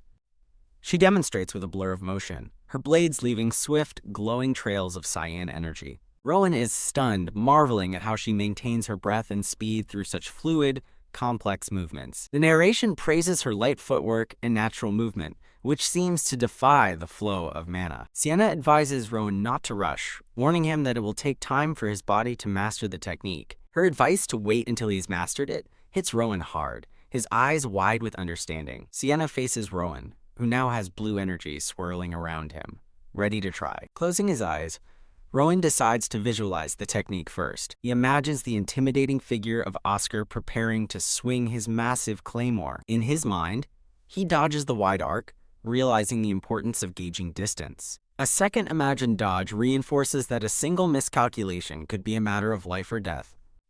Rowan reflects that, up to this point, his approach hasn't been so different from what he's always done. He muses that, while ranged magic can control opponents, his childhood-level mana is a huge disadvantage against stronger Union members. Rowan concludes that simply copying his seniors is pointless due to their different base capabilities. Sienna notices a change in him, thinking something has clicked, while Rowan inwardly believes he can't do it. Declaring he can't go any further, Rowan tells Sienna he can never be like her. Sienna challenges him, asking if he's already giving up, and if she misjudged his character. She scolds him, calling his words whining, especially from a mage who has already overcome time itself. Rowan stands silently, head bowed, absorbing her sharp critique.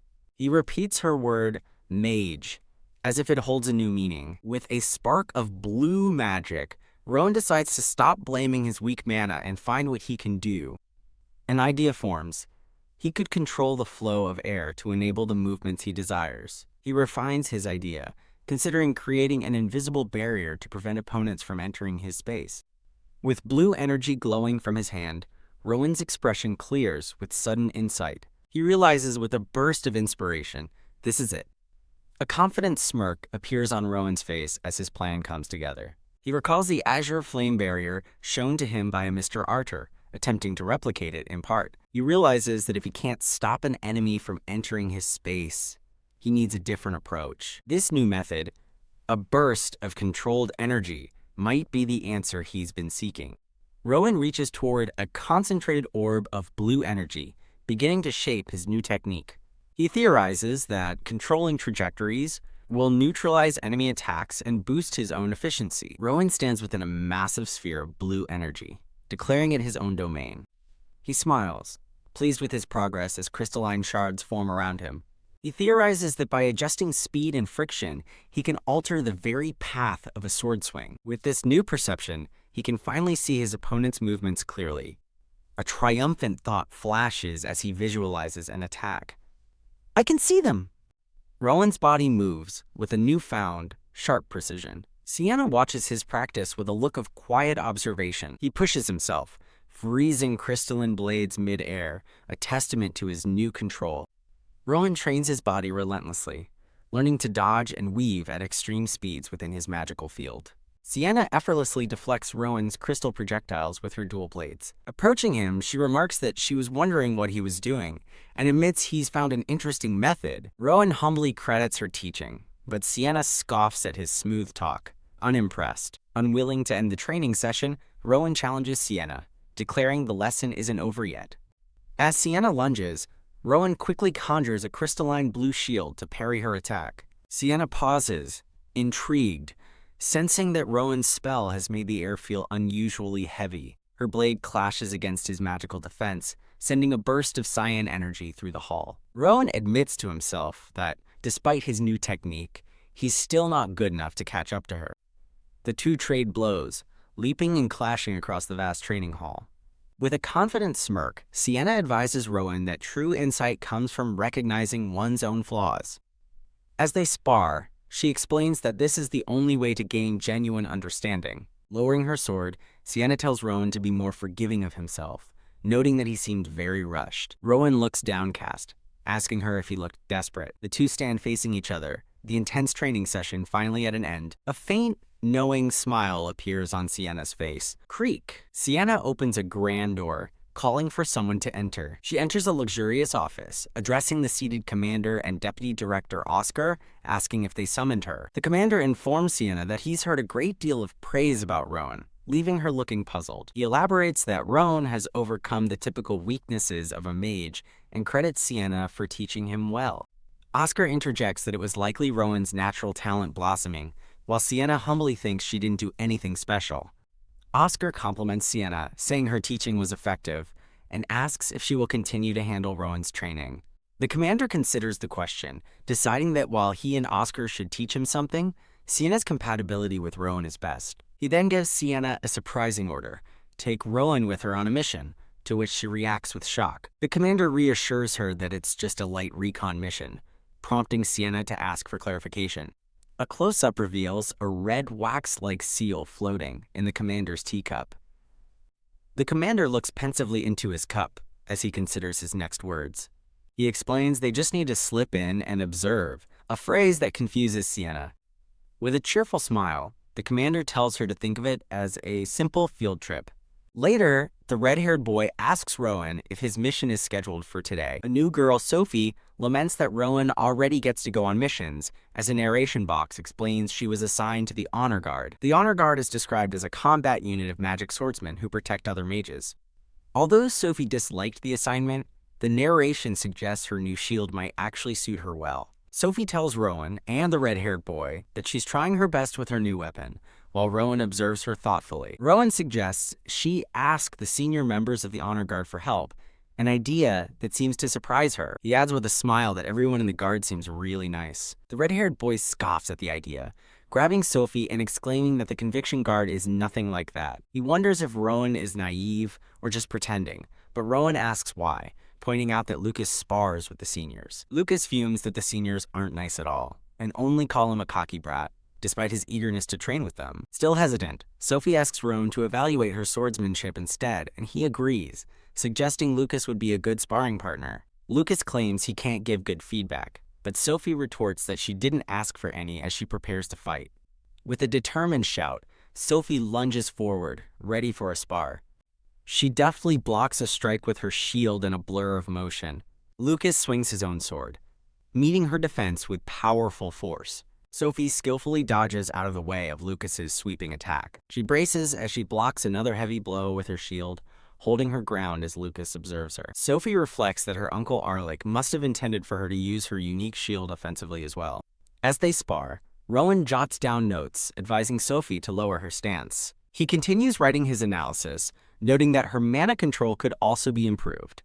A voice from a distance calls out for Rowan and Lucas, causing Rowan to turn. Sophie's face lights up as she recognizes the approaching figure, calling out to Sienna Sunbay. Sienna approaches and offers Sophie a book, leaving her confused. Rowan explains he made some notes on improvements for her, and Sophie accepts the book gratefully. Beaming, Sophie waves the book high in the air, happily shouting that she'll be waiting for him. Rowan waves a friendly goodbye to the departing Sienna, while Lucas looks back with a knowing glance.